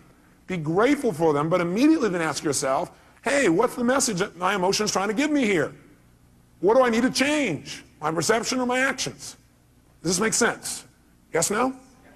So then, how do we make use of it? Well, first of all, notice this. How do most of us deal with our emotions?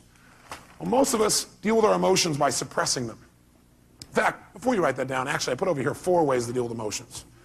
4 ways we deal with emotions. I think the number one way most people deal with their emotions is they try to avoid them. By the way, how effective is that? No. You might do it for a moment or two, but most people, they just try to avoid feeling. Isn't that true? People who don't like to feel negative feelings are so afraid of negative feelings, they try not to feel any feelings. Now, if you don't feel any feelings, you're really going to have some pain. Because that's what life is for. Part of the juice of life is expressing and feeling. But sometimes people have had so much pain, they say, I don't want to feel anything. It never works, because eventually it comes out anyway. And then you feel bad about never having felt bad. You feel bad about the fact you didn't feel good. You have a sense of loss because you didn't feel things. Second way people try and deal with their emotions is they endure them. They're going to grunt it out. I'm going to endure these. I'm going to make it through this. I'll hang on to this. And again, this doesn't work. Now, they may try and disassociate after a while here again, or they may try and suppress the emotion. I'll just endure it. I'll just keep pushing it down, and I'll make it through it. I'll just endure it. That doesn't make it better either. Third way, what some people do, I don't know if you've ever seen this happen. I'm sure you've never done this. People compete to see who feels the worst. Some people do is they keep track of their emotions so they can share them with other people and compete. So somebody says, oh man, I feel like hell. Oh, you feel like hell. Let me tell you how I feel. You think you got a problem. Let me tell you my problem. You think you got the biggest problem. Check out my problem. It stands out to here. And people sit there and try and argue about who's got the worst problem. Right? Or the fourth thing that I don't have up there that I'd say, the fourth thing that people do is try and share their pain. Share their problem. They think, oh, I can get rid of my emotion by sharing it with others. So they try and get other people to feel bad too. That way we'll be friends. We can share in the pain together. We must love each other. Are these very intelligent ways to deal with your emotions, yes or no? No, you don't want to avoid them. You don't want to endure them. You don't want to compete for who's got the biggest and worst emotion.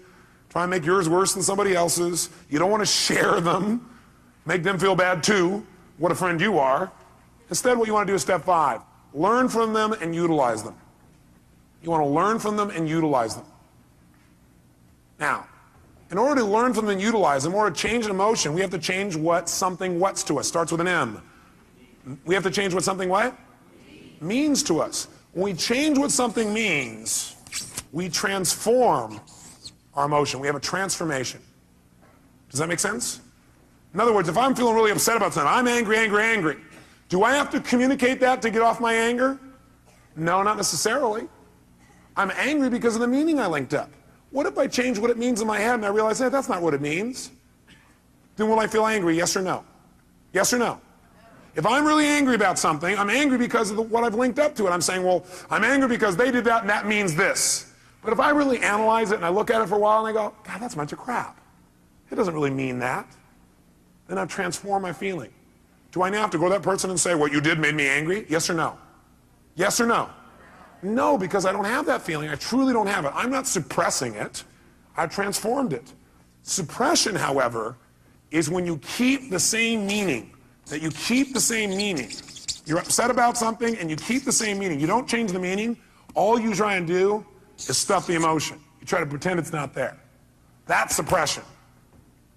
So if you keep the same negative emotion, you don't change how you feel about it. You just try and pretend it's not there. That's suppression, and that's when you get in trouble. So our goal is not just to take things and not suppress them and just express whatever we feel, because if you just go express whatever you feel and you don't think it out, are you going to always communicate well? Yes or no? No, in fact, you may say things later on you'll regret in the heat of the moment because you were in state.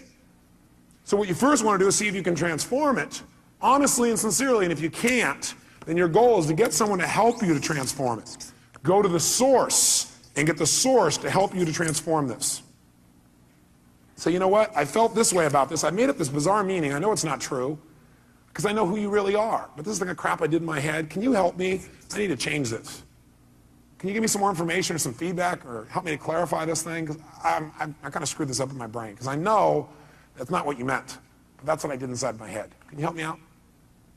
Is that different than, you know something? The other day when you did this, I felt this, which, by the way, implies what they did made you feel something. Is that true? Yes or no?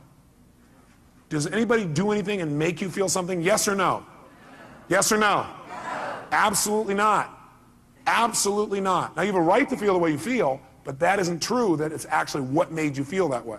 You chose to make yourself feel that way. You communicated that to yourself.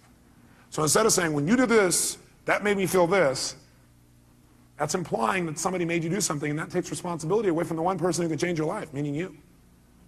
So I request in the future this. Nothing wrong with any of that. What we want to do is enhance it. The way we want to enhance it is come from the place of, I'm communicating because I want to transform something, and I'm responsible, not them. You know, I need your help. I need your help. The other day when this thing happened, I used that to interpret that to mean this. And I know it's not true because I know who you are.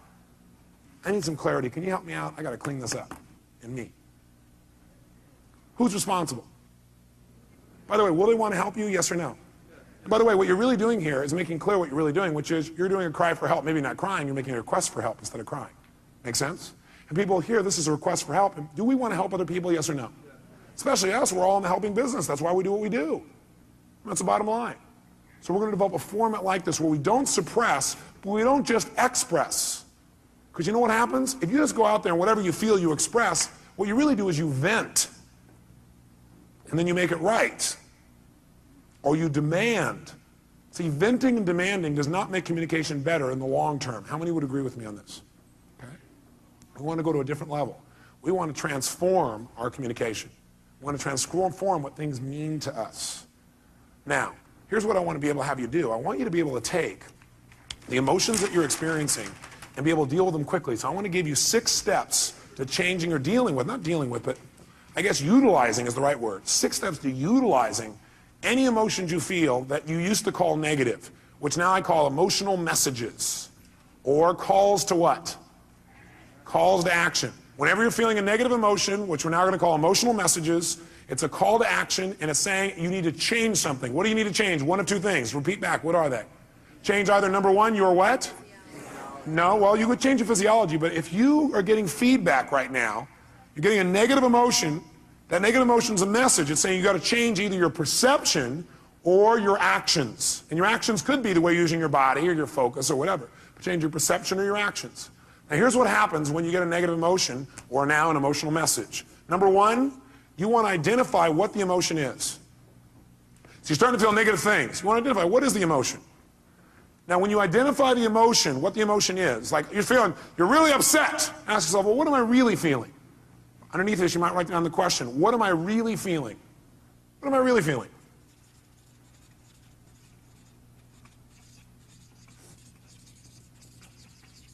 So when you say, I'm upset, I'm going to say, what am I really feeling? And what might your answer be when you say, what am I really feeling? I'm upset with this person. What am I really feeling? I might be feeling hurt. Does that change how you feel in that moment as you identify that? Yes or no? Yes. And when you say, what am I really feeling? You might put a little note in your notes. Use some TV Use some TV when you come up with your label. Transformational what? Vocabulary. So instead of saying, I'm destroyed, I'm devastated, I'm humiliated, you might say, I'm feeling a little bit hurt. Use TV and use what I call softeners. Softeners are the words like a little bit. So softeners and TV. Here's the second key. Once you've identified what it is, and by the way, usually it's going to be, I have a sense of hurt or a sense of loss. Almost all emotions will probably come down to that in most cases. Is that true? In most cases, not all. Second thing you do, acknowledge and appreciate the message it has for you. Don't deny your emotions. Don't avoid your emotions. Don't suppress your emotions. Don't make them wrong. Don't share them. Start by identifying what they really are and then acknowledge and appreciate the message it has for you. In other words, acknowledge, hey, this is a real emotion. I'm glad I'm having it. It's going to have a great message for me. Then go to step 3. Get incredibly curious. Get incredibly curious as to what it has to offer you, as to what the message is. Get incredibly curious as to what the message is. Underneath this one, number 3, as you get incredibly curious as to what the message is, write down the question. What is the real message this emotion is giving me? What is the real message this emotion is trying to give me?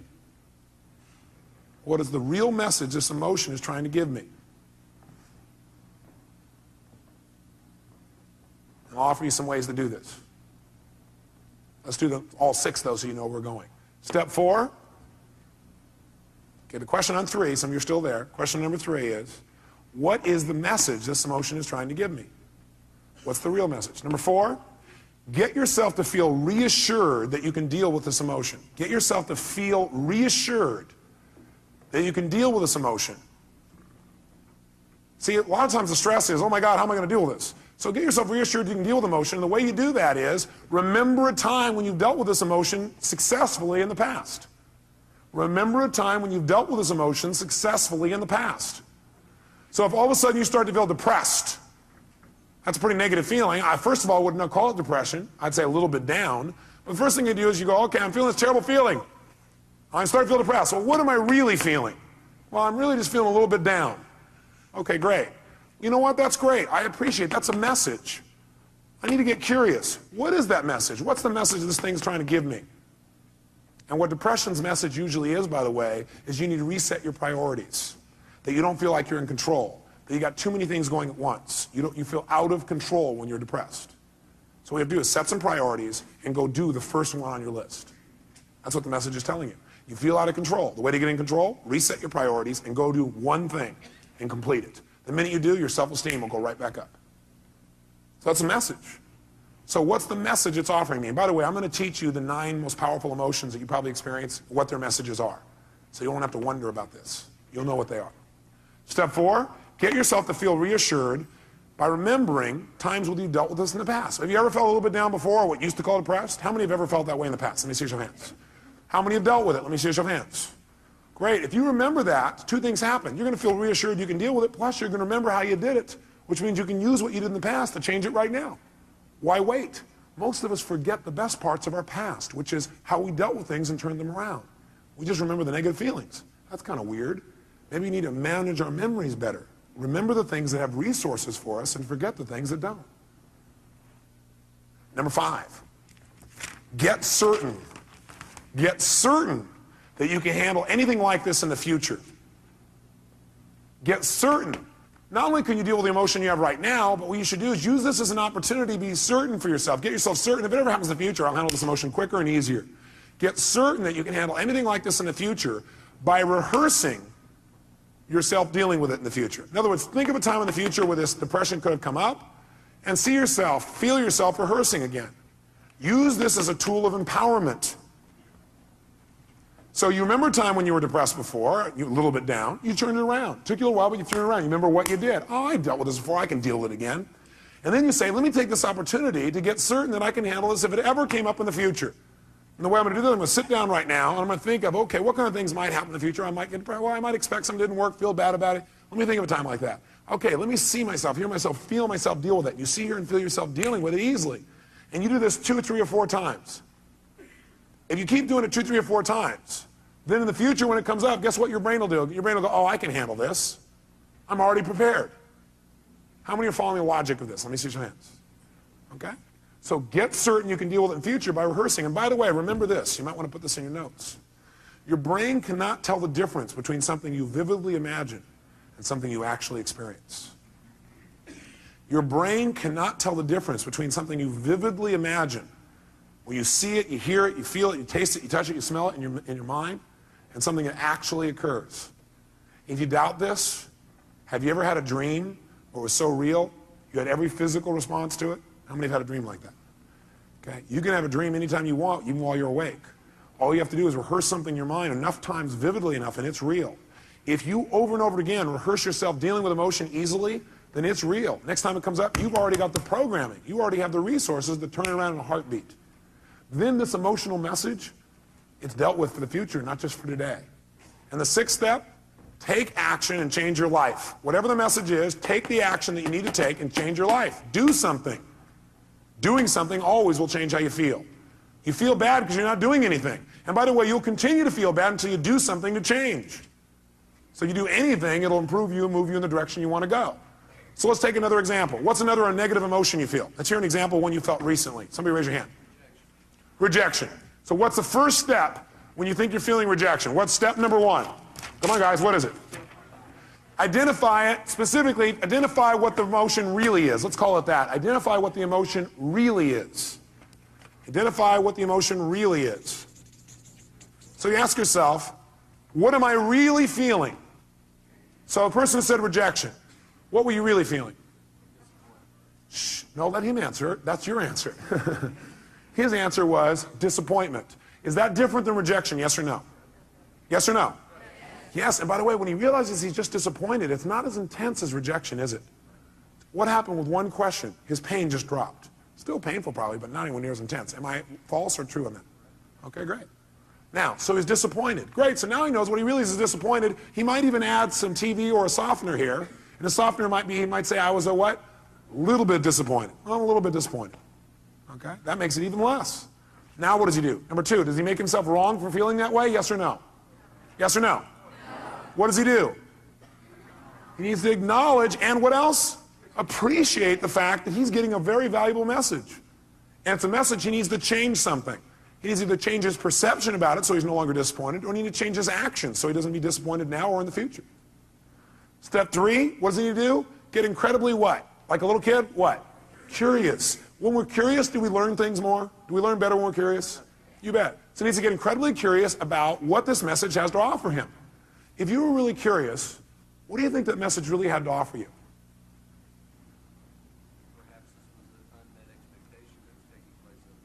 Perhaps this was just an unmet expectation that was taking place up here and it wasn't even reality. What's happening to his level of emotional intensity right now? How many see that it's dropping? Can you see that? Okay, it's dropping right out. You go, great. Can you remember a time, next step is get himself what? What? Great. And the way to do that is get him to what? Remember a time when he's dealt with it. Have you ever been disappointed before and dealt with it? Can you remember a specific time?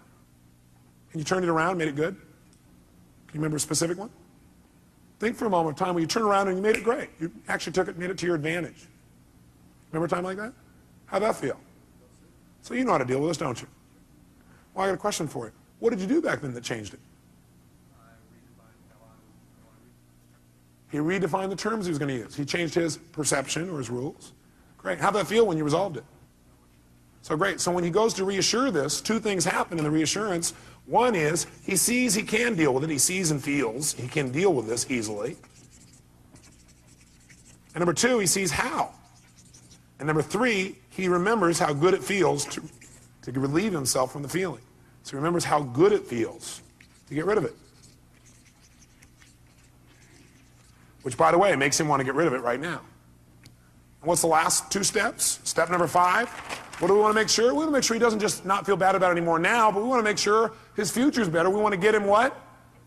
Get what? Certain that he can handle this in the future. So he probably feels pretty certain right now, but you know what I'd like you to do? I'd like you to think some other area in your life where possibly in life you could have gotten disappointed in the future. Some kind of thing that might come up. Can you think of something that could come up and do that? Look, he already knows. Close your eyes for a minute. And just for a moment, what I want you to do is I want you to think of that thing starting to happen when you start to get disappointed or feel rejected, actually, is what you did initially. Then you realize you're just disappointed. And then You just handle it. See yourself handling it in the future even better than you have in the past. And notice how good it feels the minute you handle it. Can you feel that? Think of another time, something else that could happen in the future, where it might have been a real major disappointment.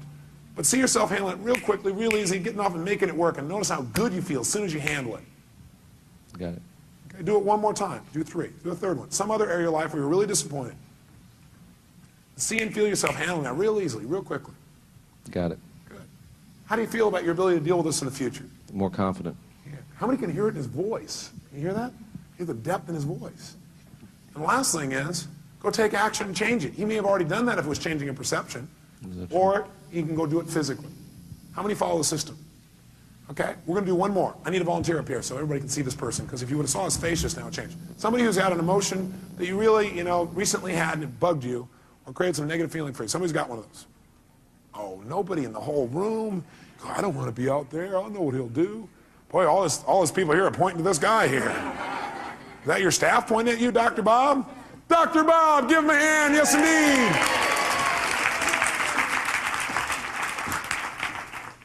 Great. Here you go, sir. He's going to reward you guys for this later.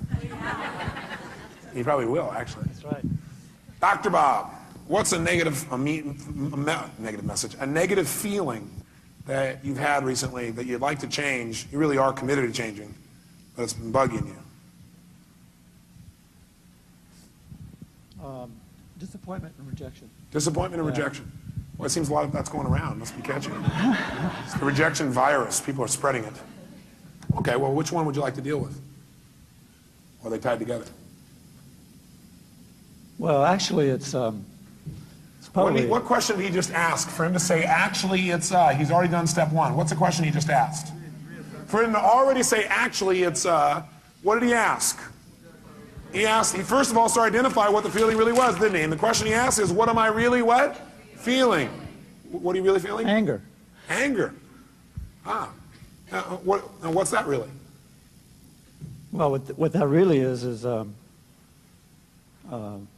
was angry because I felt rejected. Okay. And I was really disappointed about what happened, the circumstance. So what's he done? He's managed to stack his negative emotions one on top of another. Okay. And by the way, this is unique to Dr. Bob. Nobody else you know does this, do they? But what are you really feeling? All that stuff, what's behind all that stuff? You just really feel what? Rejected. Rejected. Disappointed. I mean, it was discounted by... Does he look like a computer that keeps running the same program over and over again? He's a reject, disappointed. He's running right back through the thing. Do you feel hurt? Yes, yeah. Do you feel rejected or do you feel hurt? I feel hurt. Do you feel disappointed or do you feel hurt?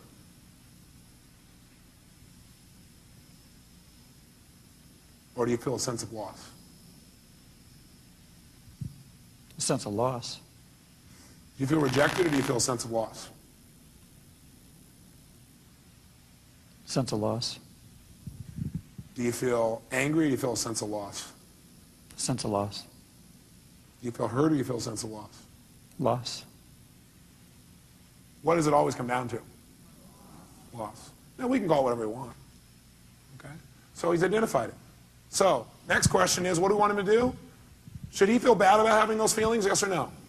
No, you know what? These are valuable messages that are coming to you. They really, truly are. But what you should feel bad about is indulging in them and not using them. Not learning. You want to feel bad if you don't learn anything. Then feel bad. And then get tired of feeling bad and just decide to learn something. Because you can learn something as soon as you ask, what can I learn from this, right?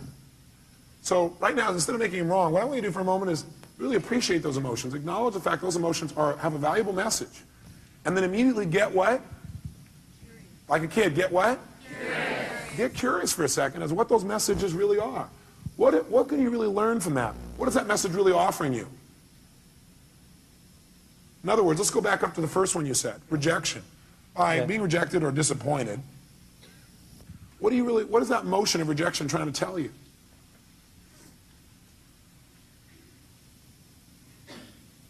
The relationship's important. Love's important. It's telling him that relationship's important, that love is really important to him. Is that a valuable message? Yeah. What was that disappointed in telling you? What was the message it was trying to tell you?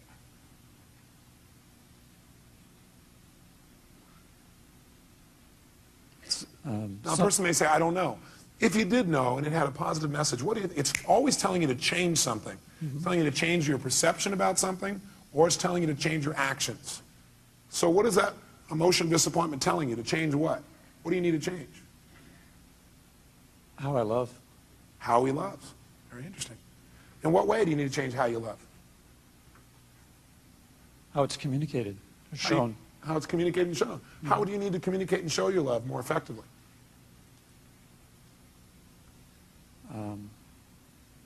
I'm curious.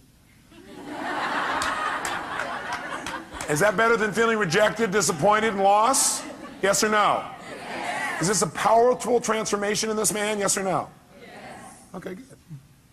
So stay curious, because that's it. Instead of going, oh, I don't know the answer. We don't know the answer, and you're a little kid. What do? You get even more what? Curious. If you don't know the answer, don't go, oh, God, I don't know the answer by that time. I don't know, I feel so good. They go, I'm getting more curious. You have plenty of time, because curiosity is valuable. What would you guess? Need to be more, I'm confused. Good. Confused means you're about to make a change. Is that true? See, when you know what things mean, you'll just keep doing it the way you've always done it. He was not confused when he went, I'm disappointed, I'm rejected, I'm frustrated. In fact, he kept doing it over and over again because he was not confused. He knew exactly how to do that. Now he's confused. His little brain's going, this little computer program's not working the same way. So, So the question I always help him out with is, what do you need to change in order to no longer feel this? You need to change your perception or your actions or both. And what do you need to change about your perceptions? What do you need to change about your actions? You might want to write that down. But go ahead. So my action should be different. I mean, if what I did didn't work, I need to try something else. That's right. So I need to communicate that differently or behave differently. Okay. And how many hear what he just said? Did you understand what he said? He said what it's saying is the way I communicated, the fact I got rejected is a message that love's really important to me and that I need to change the way I'm communicating so I get what I want. Because obviously it didn't work, so I got to change my approach. Is that true? Is that different than I'm not worthwhile as a meaning, or they don't love me as a meaning? Yes or no? Huge difference in how he feels.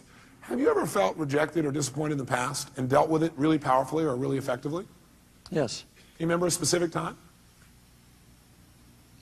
Yes. Okay, go back to that time. And remember how you dealt with it and how you turned it around and made it something positive. Okay. How'd that feel, first of all? Great. A sense of accomplishment. Yeah, that's right. And how did you do it? I took action. What did you do to take action? How did you do that? What did you do? I started doing things differently. Oh, great. Expressing myself differently. Did it work? Yeah. Wow. By the way, what is this doing now? It's teaching his brain, if you do this, you're going to get pleasure. What you used to do gave you what? Pain. The brain is always trying to avoid what? And move towards what? He's teaching his brain right now. He's rewiring his brain a little bit here. Now, by the way, I keep using these computer metaphors, and I see some of you get pained when I do that. And I think it's because you think, oh, do you think I'm just a computer? No, I see you as a spiritual being who also has a filtering system. And that filtering system sometimes you allow to take control and keep you from doing what you do naturally, which is just love and appreciate other people, including yourself. Okay? So we got to deal with both sides. How it is, how we operate unconsciously, as well as who we are. We want to deal with how we operate so we can be more of who we are. Now, I'd like you to think about this for the future. First of all, you feel pretty good about you being able to deal with it right now? Yes. Yeah. And by the way, does he really look like he can deal with it now? Yes or no? So think about the future.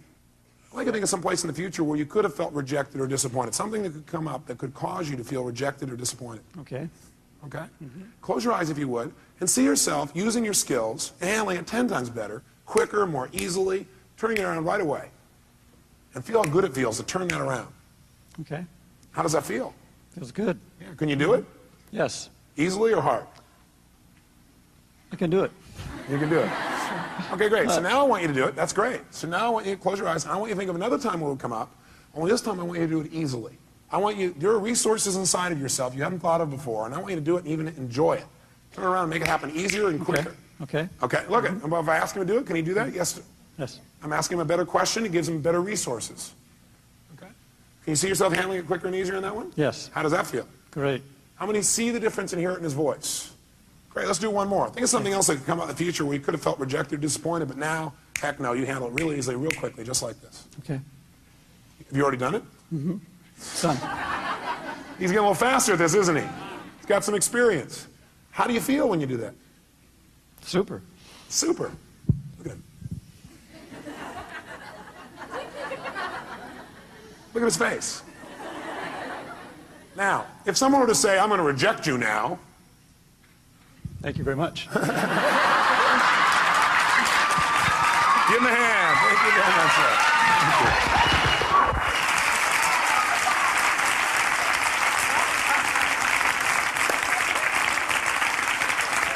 So, I want you to try this. Let me help you another step. Would it be useful instead of you saying, well, none of you are inside here trying to search around going, what does this emotion mean? I don't know what it means. Let me give you 9 emotions and what they usually mean. Okay, would that be helpful? Great. Sit up in your chair with some energy then. Put yourself in a peak state. And let's take a look at what 9 of these emotions, or 8 or 7, or whatever I put up here are. Number 1, fear. So if you're feeling fear, what does that mean usually? What's the message? The message always is that you need to change something. Is that true? Yes or no? So every negative emotion means I've got to what? I've got to what? Change something. Either my perception or what I'm doing. Fear means that you got to prepare for something. You're afraid because your brain's saying message is prepare. Change what you're doing and get more prepared. Prepare for something that's going to happen so you're better prepared for it physically. Now, sometimes we just indulge in the emotion and we stay in the fear and we really are prepared. For example, let's say you're going to get up to speak in front of a group and you're prepared, but you still have fear. It's because you got the message, you did the work, but you didn't shut the emotion off and say, you know, I am prepared. No reason to be afraid anymore. I'm ready. I'm ready. You never told your brain, it's okay. You don't have to give me the message anymore. I've done my work. Okay? So it's saying you need to prepare for something. Maybe it's a physical challenge. Maybe it's preparing for some loss that may be coming up. Something's about to come up and you need to be prepared for it. Okay, just get prepared. But once you get prepared, get off it. Let your brain know, okay, I am prepared. Move on. Focus on what you want now. What's hurt? Hurt usually is telling you an expectation you had has not been met. Just telling you, hey, you have this expectation, it's not met. So what should you do when you have an expectation that's not met? You should focus on what you do want now. Write down your notes. Focus on what you do want now. Don't keep focusing on why you're disappointed or how somebody disappointed you or how you feel so hurt by them. Okay? An expectation wasn't met and you need to change your approach. Focus on it. Or it means you need to change your communication. Hurt means you expected someone to treat you a certain way and they didn't treat you that way. So you need to change your communication. You need to come to them and say, you know, I need your help. You know, when you communicate that way, in the past, I've interpreted that to mean you didn't care. I know you care because I know how much you love me and I love you. But, you know, could you help me out in this way? What does it really mean to you when you do that? And then listen. Say, you know, in the future, I really appreciate it if you do it this way instead. Would that work for you? Would you be willing to do that? Okay, great. Fantastic. It's a message that says you got to communicate your needs better if you're feeling hurt.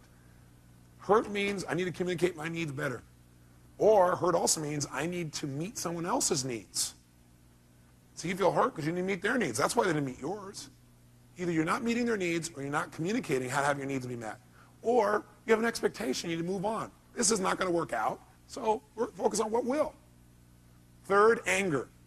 Anger is a message that says you have a major rule that's been violated. When you're angry, you have a rule that's been violated. We all have rules about how things must be and how they should be.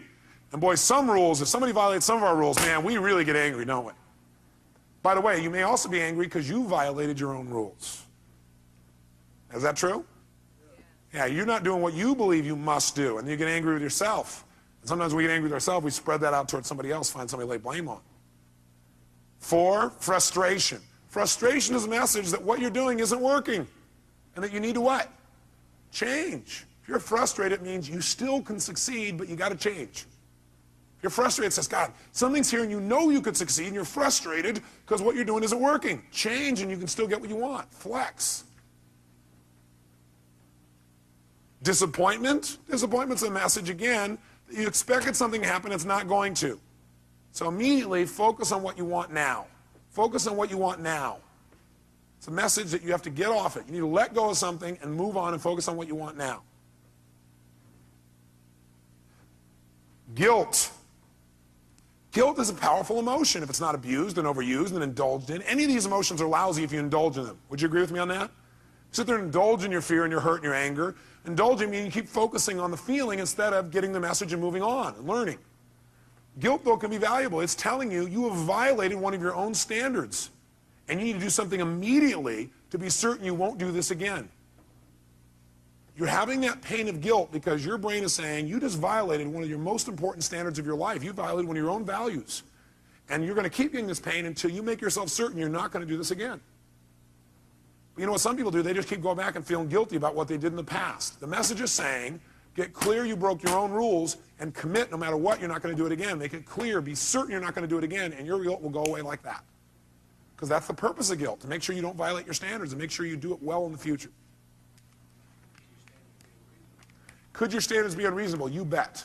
There's a woman in this room I heard about was feeling guilty because last night she came here and she wasn't with her kids on Halloween. Oh my God. Can you believe that? Let's all look at that person. I don't know where they are. Let's pretend we can see them and give them dirty looks. How dare you? Come on, return the person there. How dare you? And you know something's funny? We all have rules. Are rules always fair, yes or no? No. Sometimes we have totally unreasonable rules. Like in order to be successful, we have to change the entire world tomorrow, have everybody be happy all the time, have everybody love us at every moment, have our kids be thrilled, make $8 billion a year, right? It's going to be pretty hard to meet that rule. So sometimes the feedback you're getting about frustration or disappointment is, sometimes it's saying, you got totally unfair rules for yourself. Sometimes when you're angry, you may be saying, your rules are too stringent for other people. Maybe you need to remember about those people with quintuplets. Have a few less rules. You have a lot less anger. Does that make sense? 7, if you feel overwhelmed, helpless, or depressed. Overwhelmed, helpless, or depressed, that's a message. And the message that your brain is giving you is, you're overchunked. What people usually say is, oh man, there's too much, I got to change everything in my life. You can't change everything in your life at one time. Do it a step at a time. Where do you start? Where you are. Sit down and reprioritize. Overwhelmed or depressed says, sit down and prioritize. That is, just write a list of what's most important for you to do. What could you do right away to start feeling better? What could I do right away to start feeling better? What could I do to take control right away? It won't solve it all. What could you do? Make a list in order. And then go do the first one. Take action. This is saying, overwhelmed is saying, you got to stop trying to do everything at once. You need to make a list of what you need to do and do one thing well. As soon as you do that one thing well, you'll feel like you're in control of your life. You keep one commitment to yourself. And all of a sudden, you feel good again. You start feeling like you're in control. You don't feel depressed anymore. How many buy this theory? I tell you, if you do it, it'll work. Feeling alone. All that is a message that you need to connect with people. You need to change the way you're doing it. Right now, you're perceiving you're alone. Change what your perception is. You need to change your action. Go out and meet somebody. Go out and talk to somebody. Go out and initiate. Go out and be more loving. Right? So if you're feeling alone, it means, hey, go out. It means you need to connect with another human being. And 9, if you feel inadequate, that's a message that you need to change your standards because you're being unfair to yourself, or get committed in mastering this area. Change your standards. Some people they feel inadequate unless they're perfect at something the day they start it. How many were great the first day that you ever tried to tie your shoes? Nah. How many of you are confident in tying your shoes now? Can I see your hands? How many are real confident? No. How many feel like, man, you can flat out tie your shoes, no problem? Let me see if hands here. No problem. Why? That's right, because you do it all the time. So you do anything you do over and over again, you get good at.